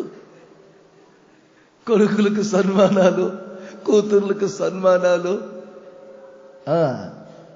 ఓ పొగిడి పొగిడి పొగిడి పొగిడి 7వ తరగతి పాస్ అయింది ఆ పిల్ల. ఓ ఇక పొగుడుతుంది నా కూతురు. అన్నయ్య పెంపకంలో ఉంటుందిలే అన్నయ్య ఏదైనా. ఏమి నాకు చెబుతుంది బోధ కదన్నయ్య. చూడన్నయ్య ముగ్గురు మన ఇంటి పక్కన ముగ్గురు అన్నయ్య ఫెయిల్ అయ్యారా, అట్టర్ ఫెయిల్ అన్నయ్య. కానీ మన కుమారుడు కదమ్మా, నీ కుమారుడు అనుకోమా, నా కుమారుడు. చూశారన్నయ్య నా కొడుకు పాస్. అన్నయ్య ఏదైనా పెంపకంలో ఉంటుంది కదన్నయ్య, నాకు చెప్తుంది బోధ. పెంపకంలో ఉంటుంది కదన్నయ్య, అందరిలా కదన్నయ్యో. నేను ప్రొద్దున్నే లేపుతా, గ్లాస్ పాలిస్తా, త్రాగమని ఒక బెడ్ ఇస్తా, బ్రెడ్ తింటడం, చదువుకోమని బుక్ పెడతా. బయటికి వెళ్తే ఒప్పుకోను. బయటికి ఎప్పుడైనా ఒకసారి అన్నయ్య, రోజుకి గంటన్నరే పంపించొస్తానయ్య. చూడన్నయ్య 7th క్లాస్ పిల్లలు ఎంత మార్కులు తెచ్చుకో. మన పెంపకంలో ఉంటుందిలే అన్నయ్య. ఓ అబ్బో నేను అనుకుంటూనే ఉన్నా, ఏదో ఎసరు పెట్టినట్టుంది దేవుడి ఈమెకి, ప్రారంభించినట్టుంది అనుకుంటూనే ఉన్నా. 10th క్లాసులోకి వచ్చేసరికి అట్టర్ ఫెయిలు, మామూలు ఫెయిల్ కాదు. నేను కావాలని పని కట్టుకొని వెళ్ళే విజిటింగ్ ఇంటికి. ఎందుకంటే గాలి తీయాలి కదా. అప్పుడు ఖాళీగా ఉన్నాను. అమ్మా ఏంటి సంగతి చెప్పమ్మా. ఏం చెప్పాను అన్నయ్యో. ఏంటమ్మా చెప్పమ్మా, ఏంటి పిల్లల సంగతి ఏంటమ్మా. ఎట్లయినమ్మా మన పెంపకంలో ఉంటుందమ్మా అన్న నేను. ఆ 10th క్లాసులో ముగ్గురు పిల్లలు పాస్ అయ్యారు, వారు ఈ పిల్లోడే ఫెయిల్ అయ్యాడు. నాకంటే చెప్పండి, చూసారా, నేను చెప్తున్న మాటలు కాదు, దేవుడు ఏలీతో చెప్తున్నారు. ఏలీ ఒక యాజకుడు అయ్యుండి యాజక ధర్మాన్ని మర్చిపోతున్నావు. ఏలీ నీ పిల్లలు చేసేది చాలా పొరపాట్లని సరిచేయక, వారు ఎక్కడ నొచ్చుకుంటారోనని వారిని నీవు నాకంటే ఎక్కువగా ఘనపరుస్తున్నావు. నాకంటే ఎక్కువగా నీవు గొప్పవారిగా మారుస్తున్నావు. జాగ్రత్త. నీ కడుపున పుట్టిన కూతురైనా సరే, నీ కొడుకు కడుపున పుట్టిన కుమారుడైనా సరే, వాడు అందగాడైనా సరే, వాడు టాలెంట్ అయినా సరే, వాడు ఎవరైనా సరే యేసయ్యతో సమము కాదు, యేసయ్య కంటే గొప్ప కాదు. ఆ విధంగా మీరు పెంచితే మీ పిల్లల జీవితాలను మీరే పాడు చేసిన వ్యక్తులు అవుతారు. నీ పిల్లల మీద నా దేవునికి ఉన్నటువంటి ఆలోచనలన్నీ మీరే పాడు చేసిన వ్యక్తులు అవుతారు. కొంతమంది యవనస్తులైన పిల్లలని నేను సూటిగా అడిగా, నువ్వు చెడిపోవటానికి ప్రబలమైన కారకురాలు ఎవర్రా, కారకుడు ఎవరని. వాడు కరెక్ట్గా చెప్పాడు, మా నాన్నగారే. నేను చెడిపోవటానికి కారణం మా అమ్మగారు. పెంచే పెంపకం. జాగ్రత్త పడండి. దేవుని కంటే ఏ వ్యక్తి అయినా మనకు ఎక్కువ కాదు, ఏ వస్తువైనా మనకు ఎక్కువ కాదు. అలాగున ఎవరైనా భావించుకుంటే వారు పాత్రులు, చెప్పండి నోరు తెరిచి అందరూ, పాత్రులు కారంతే. దేవుని కంటే ఎక్కువ. బైబిల్ ఒక గొప్ప సేవకుడు ఉన్నాడు, తీర్పు తీర్చటం లేదు. నేను ఒక గొప్ప సేవకుడు, ప్రపంచాన్ని గడగడలాడించిన సేవకుడు, ప్రపంచాన్ని గడగడలాడించిన సేవకుడు ఉన్నాడండి. ఆ సేవకుడికి ఒక కూతురు. ఆ కూతురు ముఖము చూడకుండా ఆ రోజు బయటికి వెళ్ళడు. ఆ కూతురు వేదిక పైన లేకపోతే ఆ రోజు ప్రసంగించడు. ప్రతి మ్యాగజైన్లో మొదటి పేజీలో తన కూతురు ఫోటో ఉండాలి. పండుకునేటప్పుడు తన కూతురు ముఖం చూసి పండుకోవాలి. తనతో ప్రయాణం చేసేటప్పుడు తన కూతురు లేకపోతే కుమార్తె ప్రయాణం చేయడు. ఒక చోట ప్రసంగించి సభలో కూతురు, తాను, తన ఫ్యామిలీ అందరూ వస్తున్నారు. మార్గ మధ్యలో భయంకరమైన యాక్సిడెంట్ అయింది. ఆ యాక్సిడెంట్లో ఈయన గారికి ఏం కాలేదు, ఫ్యామిలీలో ఎవరికి ఏం కాలేదు, డ్రైవర్కి ఏం కాలేదు, కూతురు మాత్రమే చనిపోయాడు. బైబిల్లో ఏం రాయబడింది తెలుసా? దేవుని కంటే ఎక్కువగా నీ కంటికి దేనిని నీవు అందమైనదిగా భావించుకొని ఎదురు పెట్టుకుంటావో అది నీ దగ్గర నుండి ఆయన తొలగిస్తాడు. ఒక వ్యక్తినైనా కానీ మీరు పెట్టుకోకూడదు, దేవుని కంటే పెట్టుకోకూడదు, దేవునితో పెట్టుకోకూడదు. జాగ్రత్త పడండి ఈ విషయంలో. అప్పుడే మనం కృపను పోగొట్టుకున్న వారం అవుతాం, అపాత్రులం అవుతాం, ఆశీర్వాదాన్ని చేతులారా దూరం చేసుకున్న వారం అవుతాం, మన ఆత్మీయతను మనం పాడు చేసుకున్న వారం అవుతాం. రోజు రోజుకి ప్రభు సన్నిధికి మనం దూరం అవుతాం. మనలో ఒక సంతృప్తి ఉండని పరిస్థితులు వస్తాయి. దేవునితో ఎవరు సమానులు కాదు, దేవుని కంటే మనకు ఎవరు ఎక్కువ కాదు. వారు ఎవరైనా సరే రోషంగా భక్తులు కొంతమంది ఉన్నారు బైబిల్లో. 100 సంవత్సరాల వయసులో కుమారుడు పుట్టాడు. ఇతడు కుమారుణ్ణి ప్రేమిస్తాడా నాకంటే ఎక్కువగా, లేక నన్ను ప్రేమిస్తాడా? ఒక చిన్న పరీక్ష. ఆ పరీక్షలో అబ్రహాం చూడండి, దేవుడు కుమారుణ్ణి ఇవ్వమన్నప్పుడు ఏం మాట్లాడకుండా వెళ్ళి బలిపీఠం కట్టి బలిపీఠం మీద కుమారుని పెట్టి దేవునికి బలి అర్పించాడు. ఎంత త్యాగం! అన్ని మాటలు అక్కడ లిఖించబడలేదు, కానీ దేవుడు అడిగుంటాడు, 100 సంవత్సరాల వయసులో పుట్టిన కుమారుణ్ణి, అబ్రహాం ఎలా నీవు నాకు ఇవ్వాలనుకున్నావురా అని ఉంటాడు. అబ్రహాం కూడా దేవునితో అని ఉంటారు, నీకంటే ఎక్కువ ఎవరయ్యా, నాకు నీతో సమానం ఎవరయ్యా, నీవే కదయ్యా ఇచ్చింది, నీతో సమానమా నా కుమారుడు, నీవెక్కడ వాడెక్కడ? చూశారండి.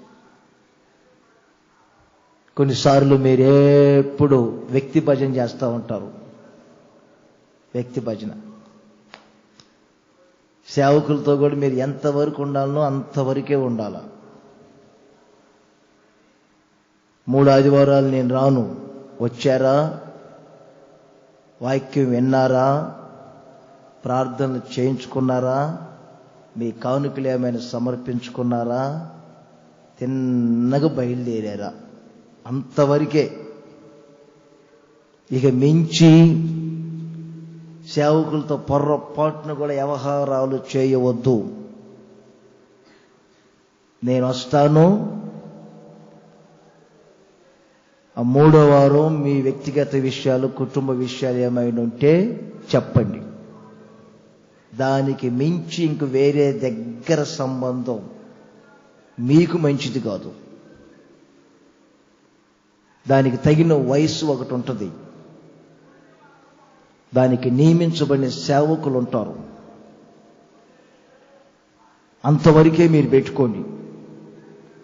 మీ ఫోన్ నెంబర్లు వాళ్ళకి ఇచ్చి వాళ్ళ నెంబర్లు మీరు తీసుకొని మధ్య మధ్యలో మళ్ళీ ఒకసారి బాగున్నారా అని ఫోన్లు చేసి ఇలాంటి వ్యవహారాలు మీ జీవితంలో జరిగినాయి అని నాకు తెలిస్తే మీకు బల్లారాధన కూడా ఇవ్వండి, నేను ఆరాధనకు వచ్చి వెళ్తా ఉండండి అని చెప్తాను. మీ దశం భాగం ఇచ్చినా మాకు అవసరం లేదని చెప్తాను. ఇది ఒక క్వాలిటీగా ఒక క్వాంటిటీగా జరిగే పరిచర్య. ఏదైనా ఉంటే బైపాస్ మందిరానికి వెళ్ళండి, అక్కడ పెద్ద సిస్టర్ ఉంటారు, ఆ సిస్టర్ గారికి ఏమైనా విషయాలు చెప్పుకోండి, లేదా నాకు ఫోన్ చేయండి. ఏ విషయం ఉన్నా ఫోన్లో నాకు చెప్పుకోండి. దీనికి మించి ఇంకొకటి చేయకూడదు. మీకు కొన్ని మినిస్ట్రీ పద్ధతులు తెలియదు, అందుకని ఈరోజు కొంచెం ఆ వైపుగా చెప్తూ ఉన్నాను. దానికి ఒక వయసు ఉంటుంది, నియమించబడిన సేవకులు ఉంటారు, వారితో మీ సన్నిహిత సంబంధాలు ఉండాలి. ఒకసారి చేతులు పైకి చెప్పండి, గట్టిగా హల్లెలూయా చెప్పండి. ఇంకోసారి చెప్పండి గట్టిగా. ఆఖరిగా ఒక మాట చెప్తాను, ఇంకా అది 8:15 అయింది టైము. టైం ఎంత అయింది?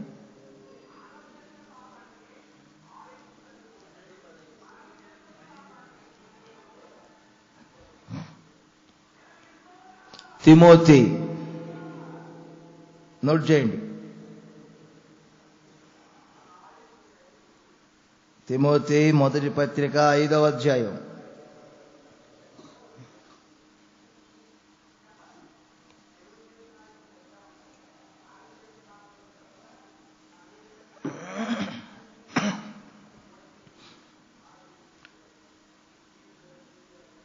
పదిహేడవ వాక్యం. మొదటి పత్రిక తిమోతి 5వ అధ్యాయం. అందరూ ఆ మాట నోట్ చేసుకోండి. బాగుగా పాలన చేయు పెద్దలను, విశేషముగా వాక్యమునందును ఉపదేశమందును ప్రయాసపడు వారిని రెట్టింపు సన్మానమునకు పాత్రులుగా ఎంచవలెను. ఎంచబాకండి, ఎంచండి. తలలు పైకి లేపుతారా? ఒకసారి చూడండి, అలాగే చూడండి నన్ను. బాగుగా పాలన చేయాలి. ఎలా చేయాలి చెప్పండి, అందరూ చెప్పండి. కాపరి బాగుగా పాలన చేయాలి. అంటే బాగుగా పాలన చేయు అంటే బాగుగా పాలన చేయని వ్యక్తులు కూడా ఉంటారు, వారు అపాత్రులు. బాగుగా పాలన చేసేవారు పాత్రులు. మీకు చెప్తున్న ఒక విషయం బాగా గమనించండి. స్త్రీ పురుషులు మీరంతా ఉన్నారు, భార్యాభర్తలు ఉన్నారు, పిల్లలు ఉన్నారు. మీరు సేవకుడుకు సంబంధంగా ఈ మాట రాయబడింది. వాక్యం చెప్పే సేవకుడు సంఘాన్ని బాగుగా పరిపాలన చేయాలి. బాగుగా పరిపాలన చేయకుండా క్రొత్తగా చేరిన వ్యక్తి వల్లే ఉండకూడదు. క్రొత్తగా చేరిన వ్యక్తి, ఒక పేపర్ వెనకకి రండి. 3వ అధ్యాయం 6వ వాక్యం చదువుకోండి. ఎవడైనను, మొదటి మాట ఏముంచండి, 3 మొదటి మాట. ఎవడైనను అధ్యక్ష పదవిని ఆశించిన ఎడల, ఒక సేవకుడు 6వ వాక్యంలో చూడండి, అతడు గర్వాంధుడై అపవాదికి కలిగిన శిక్షా విధికి లోబడకుండునట్లు క్రొత్తగా చేరిన వాడై ఉండకూడదు. క్రొత్తగా చేరిన వాడై ఉండకూడదు. కళ్ళు పైకి లేపరేంటి? కొత్తగా చేరిన వ్యక్తి అంటే అనుభవం లేని వ్యక్తి. అనుభవం లేని వ్యక్తి ఏం చేస్తాడు? ఒక సేవకుడి దగ్గర నేర్చుకుంటా ఉంటాడు. అనుభవం లేదు కానీ ఆశ ఎక్కువ, తన ఆత్మలో తనకి తీవ్రత ఎక్కువ, ఆశ ఎక్కువ. అక్కడ ఎవరో ఒక ఆయన తల్లిగారు చనిపోయారు. ఆ తల్లిగారు ఇంట్లో ఆదరణ కూటం జరిగింది. ఆదరణ కూటం జరిగితే ఏం జరిగింది? ఈ గురువు అనుభవంగా చెప్పారు 4 మాటలు వచ్చిన ప్రజలకి. పలానా సహోదరుడు తల్లిగారు చనిపోయారు. ఆయనకే కాదు తల్లి, నీకు తల్లి, నాకు తల్లి, మనందరికీ తల్లి లాంటిది. ప్రభువునందు నిద్రించారు, ఆదరించండి. అంతా రాశాడు. అనుభవం లేనివాడు ఒకడు, అనుభవం లేనివాడు మొత్తం రాశాడు. హడావుడిగా అందరు గుడారుల పండగ పోతే వెళ్తే అక్కడ ఆ పక్క వీధిలో ఒక వ్యక్తి భార్య చనిపోయింది. హడావుడిగా ఆ ఆదరించాలి ఆ కుటుంబాన్ని. ఈ అనుభవం లేనోడు ఆ ఇంటికి వెళ్ళి ఇక్కడ రాసుకున్నదంతా అక్కడికి వెళ్ళి పలానా వ్యక్తి భార్య చనిపోయారు. గురువు గారు చెప్పినట్టు ఆయనకే కాదు భార్య, నీకు భార్య, నాకు భార్య, మనందరికీ భార్య అనేసరికే పల్లెటూరులో ఒసుకొయ్యలు ఉంటాయి కదండి, బండి ఒసుకొయ్యలు తీసుకొని వేసారు 4. దుర్మార్గుడా, నీకు భార్య ఏంటి, నాకు భార్య ఏంటి, అందరికి భార్య ఏంటి? అనుభవం లేనివారు, కొత్తగా చేరిన వారు. అందుకే కొత్తగా చేరిన వారు ఎవరో గమనించి మీకు ఎవరు ఉపదేశించాలో, ఎవరు మీకు చేతులు పెట్టి ప్రార్థన చేయాలో, ఆ అధ్యక్ష పదవి ఎవరికి దక్కుతుందో అని గమనించి అన్ని పెద్దలు ఆలోచన చేస్తారు. పెద్దలు ఆలోచన చేసి ఎవరిని ఇంటికి పంపించాలో వారిని పంపిస్తారు, ఎవరు ఇక్కడ నిలబడి వాక్యం చెప్పాలో వారి చేత చెప్పిస్తారు.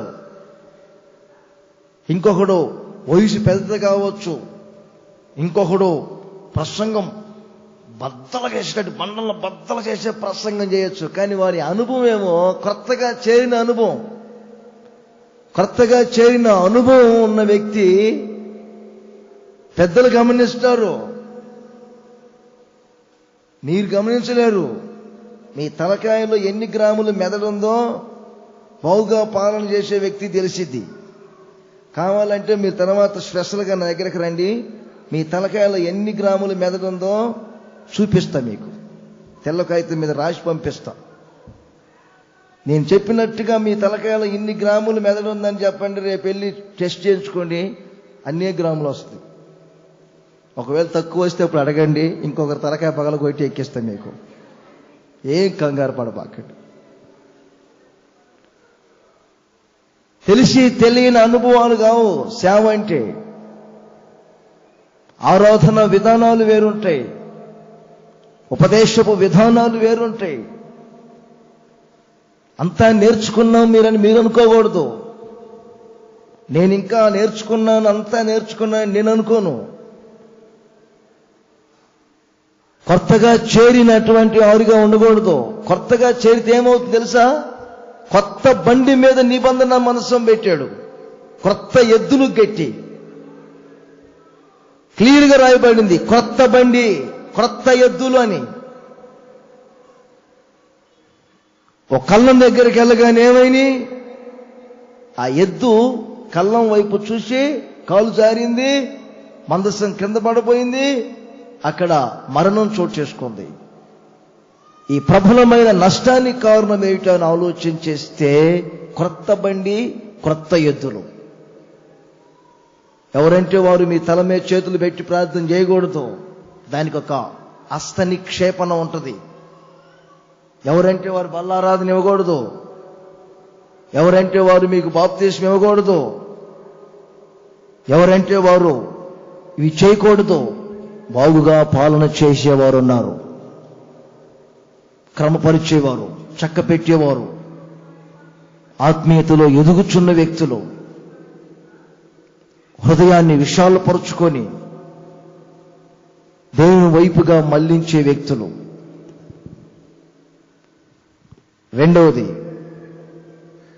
మీరు మీ కుటుంబాన్ని బాగుగా పాలన చేయాలి.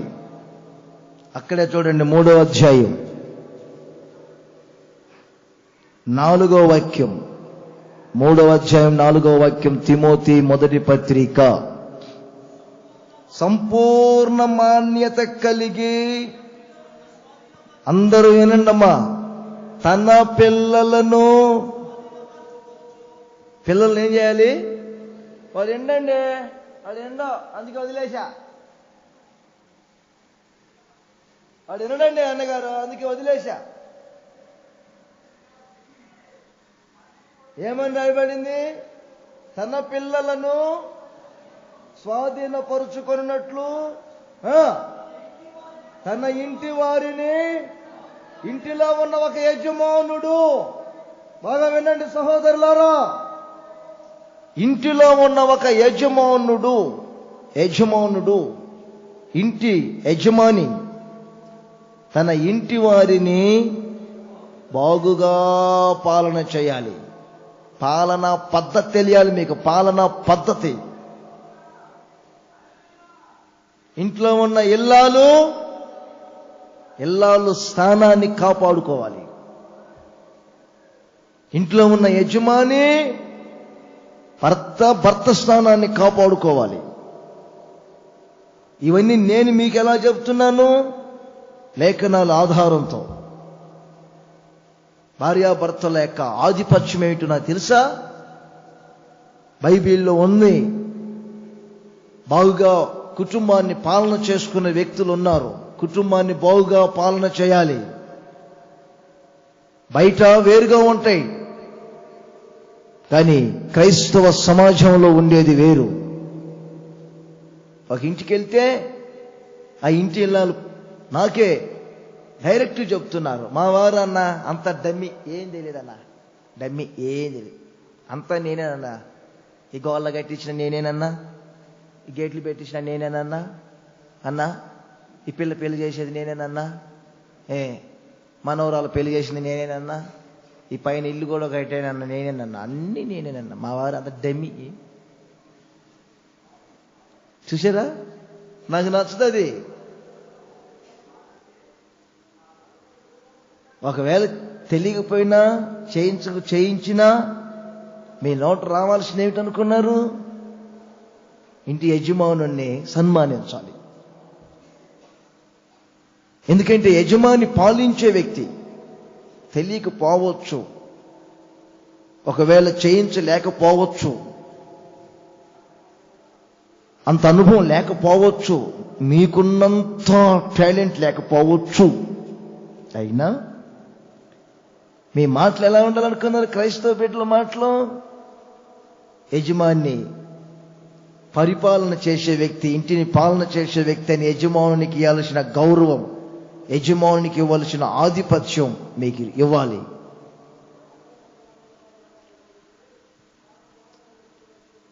పబ్లిక్గా నాకే చెప్పిన వ్యక్తులు ఇంకా 10 మందికి చెప్పుకుంటే ఊరంతా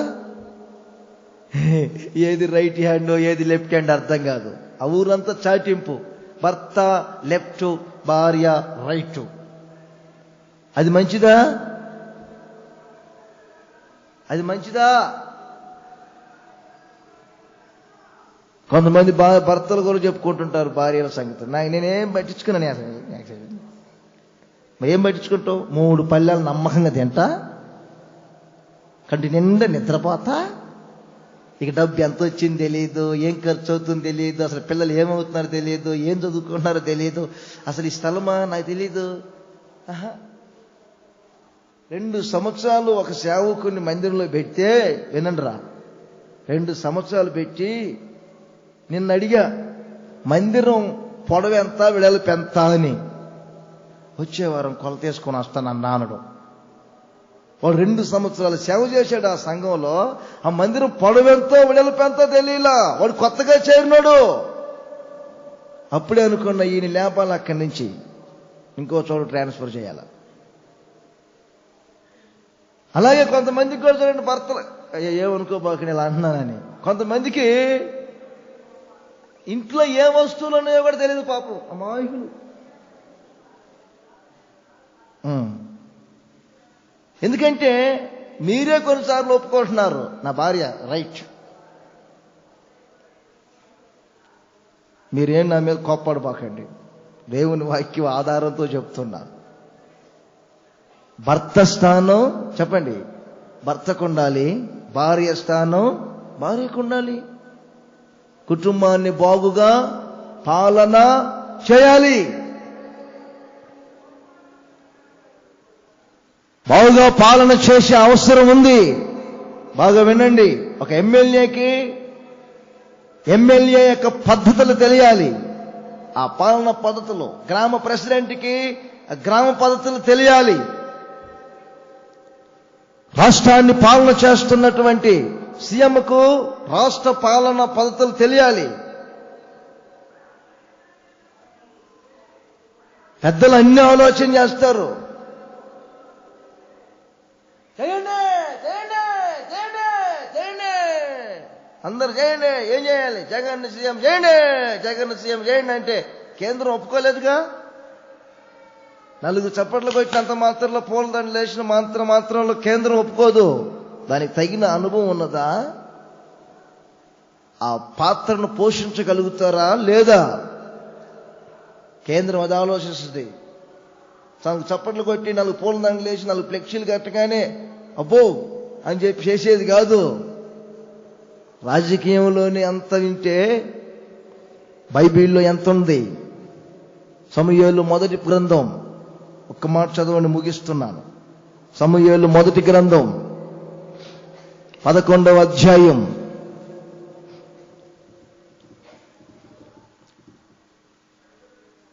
14వ వాక్యం చూడండి అందరూ. 14వ వాక్యం. సమూయేలు అంటాడు,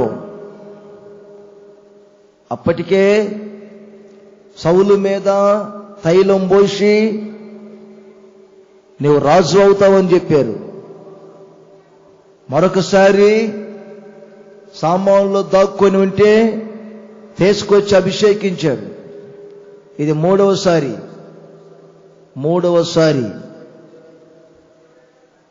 సమూయేలు అనుభవనీయుడు అంటున్నాడు చూడండి. ఏమంటున్నారు? మనము గిల్గాలునకు పోయి రాజ్య పరిపాలన పద్ధతిని మరలో స్థాపించుకుందాం. రండి, అందరు రండి. రాజ్య పరిపాలన పద్ధతిని స్థాపించుకుందాం. రండి అందరూ. దేవునికి స్తోత్రం కలుగునగాక. అందరూ చెప్పండి గట్టిగా, చెప్పండి మరోసారి. తండ్రి ఇంటిని పాలన చేసే తండ్రి ఎలా ఉండాలి? రెఫరెన్స్లు వస్తావన్నాయి చేస్తావంటే 5:21 తిమోతి మొదటి పత్రిక.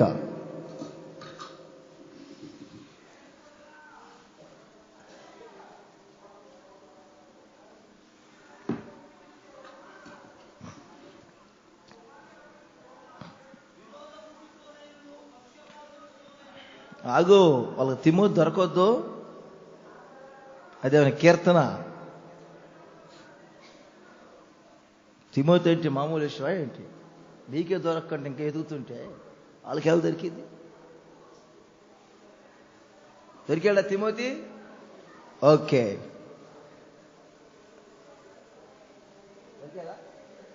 ఓకే. 5:20 చదువు. మీ మాటలు బయటికి రావట్లా. చదివితే వినపడాలా? ఆ చివరి వరకు వినపడాలా? గేటు వరకు వినపడాలా?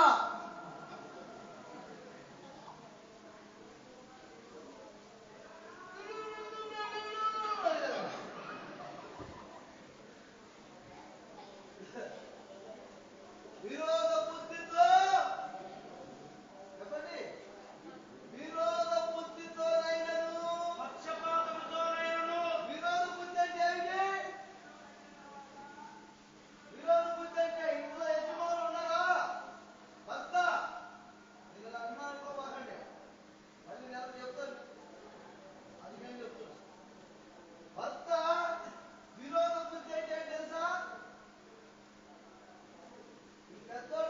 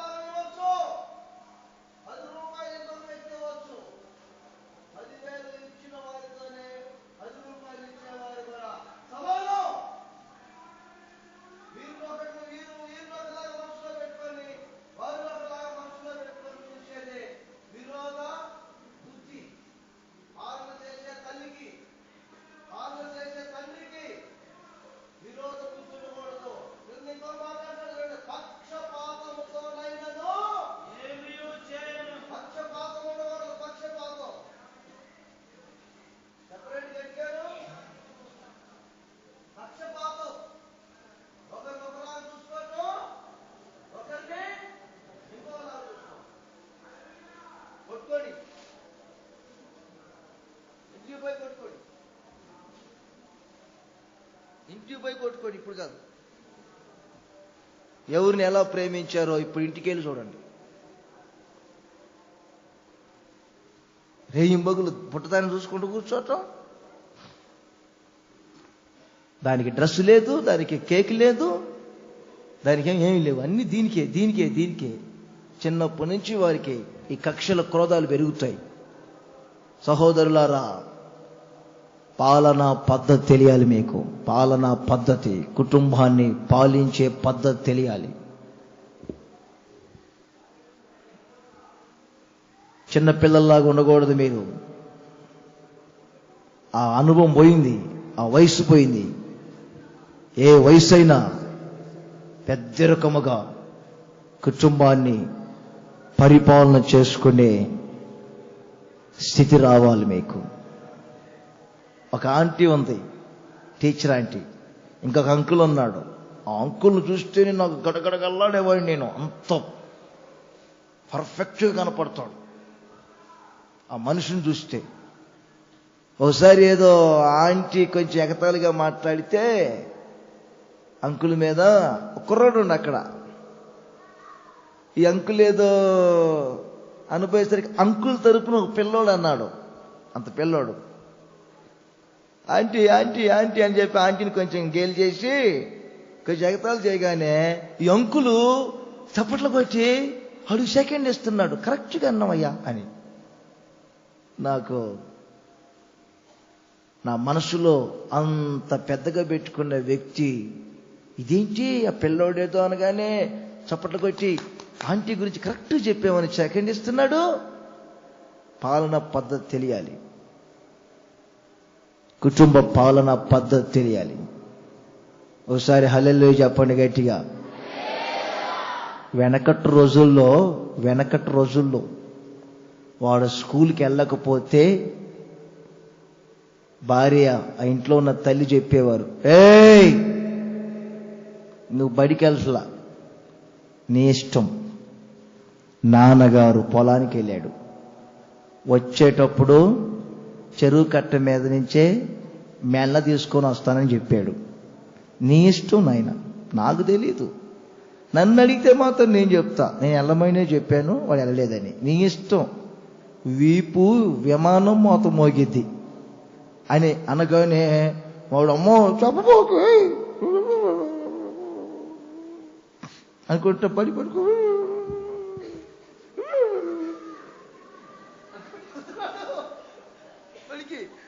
మీ నాన్న వస్తారు కర్ర తీసుకొని వీపి విమానం మోత మోగి దానిక. ఇప్పుడు అలా లేదు కొన్ని చోట్ల. ఇప్పుడు భర్త పిల్లలకు చెప్పే పరిస్థితుల్లో ఉన్నాడు. రేయ్ మీ అమ్మ వచ్చిందంటే నాయన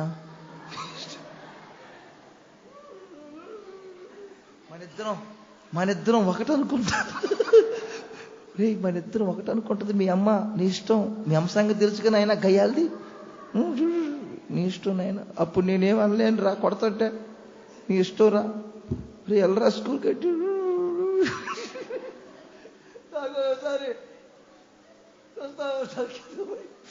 ఇదేమి రాజ్యరా బాబు అనిపిస్తుంటుంది. పాలన పద్ధతి ఎలా ఉండాలనుకున్నారు? భర్త స్థానం భర్త. ఆమేన్. ఆ ఇంట్లోకి వచ్చినప్పుడే ఆ పిల్లలు విధానాలు వేరుగా ఉండాలి. ఆ గౌరవం ఇంట్లో తండ్రి భుజాల మీద ఎక్కొచ్చు, తల పట్టుకోవచ్చు, పిల్లలు డాడీ అనుకుంటుండవచ్చు.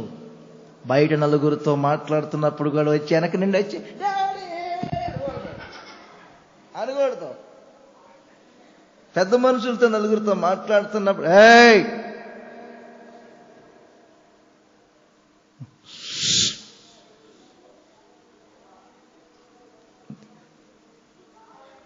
అక్కడ కూడా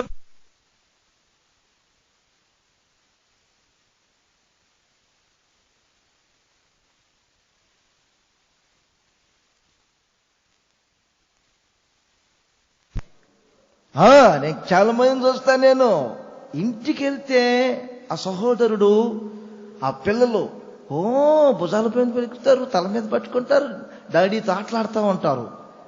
ఎవరైనా ఒక వ్యక్తి వచ్చారు, ఒక అతిథి, ఆ అతిథి దగ్గర తండ్రి కూర్చున్నారు అంటే చాలుగా పిల్లలు అంతే.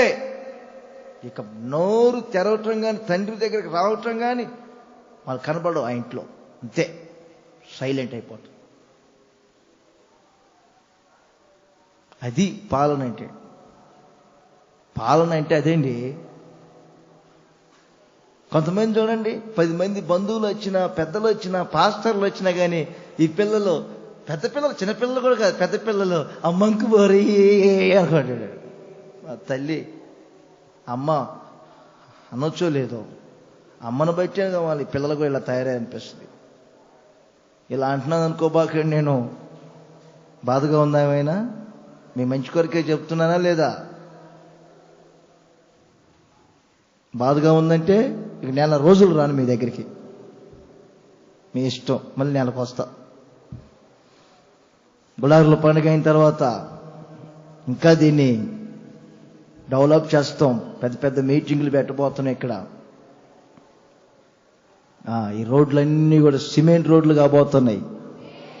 మళ్ళీ అడుగు పెట్టారంటే మరలా బురద కూడా కాకూడదు మీ కాలుకి. ఎయిర్పోర్ట్కి వచ్చినట్టు రావాలి ఇక్కడికి మీరు. అంత నీట్ అండ్ క్లీన్గా శుభ్రంగా పోతుంది. అంత ప్రణాళిక ఉంది ఇక్కడ. కులారుల పండగ అయిపోతే కానీ కొంచెం నేను శ్రద్ధ తీసుకుంటా ఇక్కడే ఉండి. అలా తీసుకోవాలని ఇవన్నీ ఏర్పాటు చేసింది కనుక మీరు క్రమంగా మందిరానికి రండి. శనివారాలు రండి, వీలైన వారు ప్రతి ఆదివారం రండి. సమయానికి వాక్యం విని వెళ్ళండి. ఏ విషయం ఉన్నా పంచుకోండి. ఇంకా మీరు కొత్త వారిని కూడా తీసుకొని రండి. ఈ సంఘ సహవాసంలో శాశ్వతంగా స్థిరపరచబడి ఉండండి. ఈరోజు ఈ 3 అనుభవాలు, ఇంకా చాలా ఉన్నాయి, 3 చెప్పే మీకు. 1, నాగటి మీద చేయి పెట్టాం, వెనక తట్టు చూడకూడదు. 2వది, దేవుని కంటే ఎక్కువగా మనం దేన్ని ప్రేమించకూడదు. 3వది, బాగుగా పాలన చేసే పద్ధతి మీకు తెలియాలి. ఈ అనుభవాల్లో మీరుంటే మీరు ఆయన ఎదుట నిలబడుటకు పాత్రులుగా మార్చబడబోతున్నారు. ఆమేన్. ఆయన స్వాస్థ్యములో మీరు పాలువారు కాబోతున్నారు. మీ పనికి జీతాన్ని మీరు పొందుకోబోతున్నారు. అందరూ ఒక్కసారి లేచి నిలబడండి, కాసేపు ప్రార్థన చేసుకుందాం.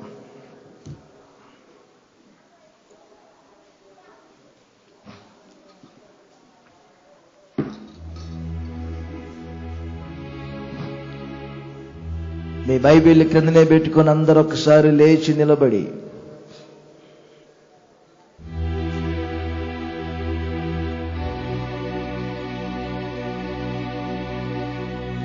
మీ ఎదుట నిలబడుటకు నన్ను పాత్రుడుగాను పాత్రురాలుగాను మార్చండి యేసయ్యా.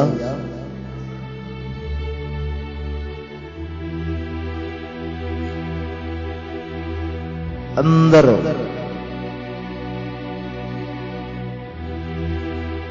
యేసుక్రీస్తు ఎదుట నిలబడుటకు మీరు పాత్రులుగా మారాలి. ఎవ్వరు అటు ఇటు తిరగవద్దు. కాసేపు ప్రభుతో మీరు, మీలో ప్రభు మాత్రమే నిలిచి ఉండండి. పరిశుద్ధుల స్వాస్థ్యములో పాలువారగునట్లుగా మీరు పాత్రులుగా మారాలి. మీరు జీతమునకు పాత్రులుగా మారాలి. పాత్రుల అపాత్రుల చెప్పులు ఇప్పటికైనను పాత్రును కాదు అన్నారు అంతటి భక్తుడైన యోహాను. ప్రజలందరూ చెప్తున్నారు, నీ వలన మేలు పొందుటకు ఇతడు యోగ్యుడు. ఆ శతాధిపతి అంటున్నారు, నీవు నా ఇంటికి వచ్చుటకు నేను పాత్రును కాదయ్యా. ఇప్పుడు మిమ్మల్ని మీరు ఒక్కసారి ఆలోచన చేసుకోండి. మీరు జీతమునకు పాత్రులేనా? మీరు పరిశుద్ధుల స్వాస్థ్యములో పాలు పొందుటకు పాత్రులేనా? మీరు యేసుక్రీస్తు ఎదుట నిలబడుటకు పాత్రులేనా? తగిన పాత్రులేనా? తగిన పాత్రులేనా? మీ భక్తి తేలిపోకూడదు. మీ భక్తి తేలిపోకూడదు. ఒక్కసారి అపాత్రులై ఉంటే ప్రభుకు చెప్పండి.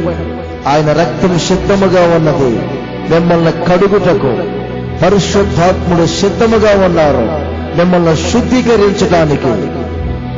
యేసయ్యా అనేక పర్యాయాలు నాగడ్డ మీద చేయి పెట్టాను, ఆశ లేకుండానే దున్నాను, ఆశ లేకుండానే ప్రయాసపడి తిని, ఆశ లేకుండా మందిరానికి వచ్చాను, ఆశ లేకుండా నేను వాక్యాన్ని విన్నాను, ఆశ లేకుండానే కానుకిచ్చాను, ఆశ లేకుండానే పరిచర్య చేశాను.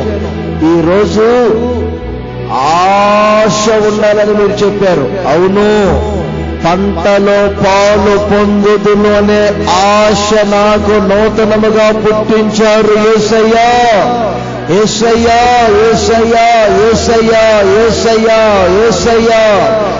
నా లక్ష్యం, నా కర్తవ్యం ముగించేంత వరకు నేను విశ్రమింపను, విశ్రమింపను, విశ్రమింపను, విశ్రమింపను.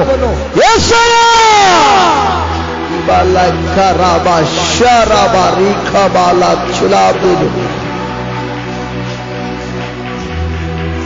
కర్తవ్యాన్ని ముగించేంత వరకు వెనకకు తిరగని సింహం, విశ్రమింపని సింహం, విశ్రమింపని సింహం ఊరుకొనదు.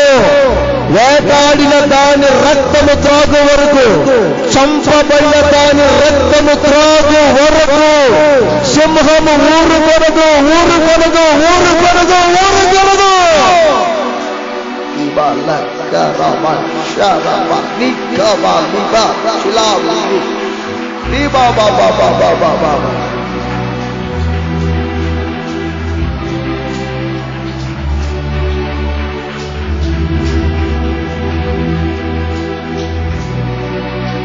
అందరొక్కసారి ప్రభుకు అప్పగించుకున్నాను. మీకంటే మీతో సమముగా నేను దేనిని పెట్టుకోనయ్యా. యేసయ్యా మీతో సమమా? మీకంటే ఎక్కువెవరయ్యా? నా ప్రేమ, నా ఆప్యాయత, నా అనుభవం, నా ద్వారా కలిగే మహిమ అది మీకే చెందాలి, మీకే చెందాలి, మీకే చెందాలి, మీకే చెందాలి. ఓ గాడ్, ఓ జీసస్. ఇవాళ కరాబా షరాబా బాబా, ఇవాళ కరాబా, ఇవాళ చిలామిని కరాబా బాబా.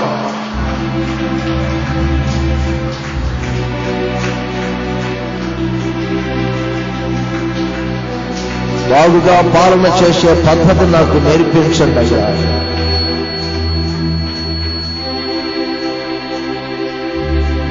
అందరూ ప్రభువుకు అప్పగించుకోండి. మీ తీర్మానం మిమ్మల్ని పాత్రులుగా మార్చును. మీ తీర్మానం మిమ్మల్ని యోగ్యులుగా మార్చును. ఇక మీదట మీరు ఆయన ఎదుట నిలబడుటకు పాత్రులుగా మార్చబడబోతున్నారు. ఆయన స్వాస్థ్యములో మీరు పాలు పొందుటకు పాత్రులుగా మార్చబడబోతున్నారు. ఇక మీదట మీరు జీతానికి పాత్రులుగా మార్చబడబోతున్నారు. ఒక్కసారి పరిశుద్ధాత్మనికి అప్పగించుకోనండి. పరిశుద్ధాత్మ క్రియ మీ జీవితంలో జరుగునుగాక. ఇవాళ కరాబా షరాబాబా.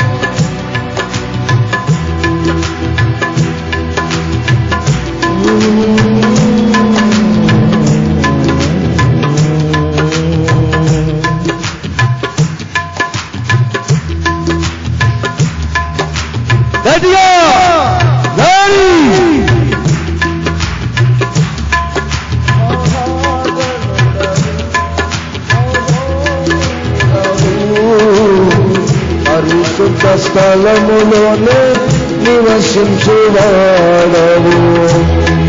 మహాగణుడవు మహోన్నతుడవు పరిశుద్ధ స్థలములోనే నివసించువాడవు. కృపా సత్య సంపూర్ణమై మా మధ్యలో నివసించుట న్యాయమా. నన్ను పరిశుద్ధ పరచుకొని గర్భమా. కృపా సత్య సంపూర్ణమై మా మధ్యలో నివసించుట న్యాయమా. నన్ను పరిశుద్ధ పరచుకొని గర్భమా. మహాగణుడవు మహోన్నతుడవు పరిశుద్ధ స్థలములోనే నివసించువాడు. అందరూ కలమోసి చప్పట్లు. మహాగణుడవు మహోన్నతుడవు పరిశుద్ధ స్థలములోనే నివసించువాడు. వినయము గలవారిని తగిన సమయములో హెచ్చించువాడవడు. వినయము గలవారిని తగిన సమయములో హెచ్చించువాడవడు. నీవు వాడు పాత్రనై నేను కదై నేను చేయుందును పవిత్రతతో. నీవు వాడు పాత్రనై నేను కదై నేను చేయుందును పవిత్రతతో. హల్లెలూయా యేసయ్యా నీకే స్తోత్రమయ్యా. హల్లెలూయా యేసయ్యా నీకే స్తోత్రమయ్యా. మహాగణుడవు మహోన్నతుడవు పరిశుద్ధ స్థలములోనే నివసించువాడవు. కృపా సత్య సంపూర్ణమై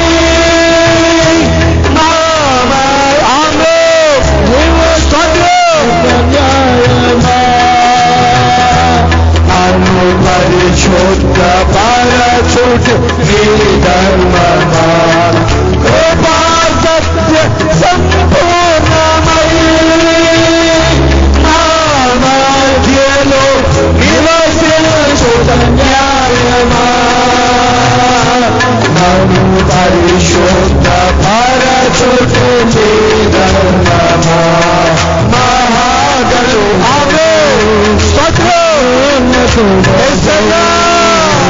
పరిశుద్ధ స్థలములోనే నివసించువాడవు. పూర్ణ మనసు గలవారికే సమృద్ధిగా కృపను దయచేయువాడవడు. పూర్ణ మనసు గలవారికే సమృద్ధిగా కృపను దయచేయువాడవడు. నీ సముఖములో సజీవ సాక్షివై కాపాడుకోందును మెరకు సముఖములో సజీవ సాక్షివై కాపాడుకోందును మెరకు. హల్లెలూయా యేసయ్యా నీకే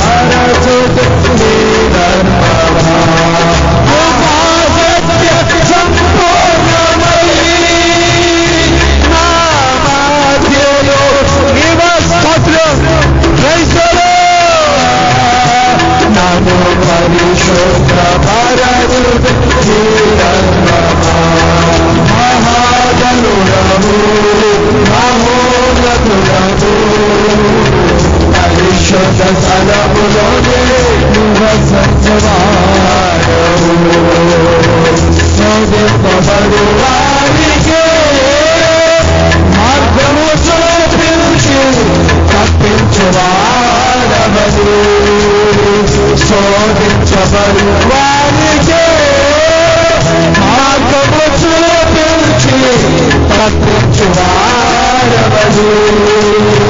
నా శిలువ మోయొచ్చు నీ శిలువ నీవడు విశ్రమించును అందమావెలకు. నా శిలువ మోయొచ్చు నీ శిలువ నీవడు విశ్రమించును అందము వరకు. స్తోత్రమయ్యా హల్లెలూయా యేసయ్యా నీకే స్తోత్రమయ్యా హల్లెలూయా యేసయ్యా స్తోత్రం. ప్రైజ్ ది లార్డ్ హల్లెలూయా యేసయ్యా నీకే స్తోత్రమయ్యా హల్లెలూయా యేసయ్యా స్తోత్రమయ్యా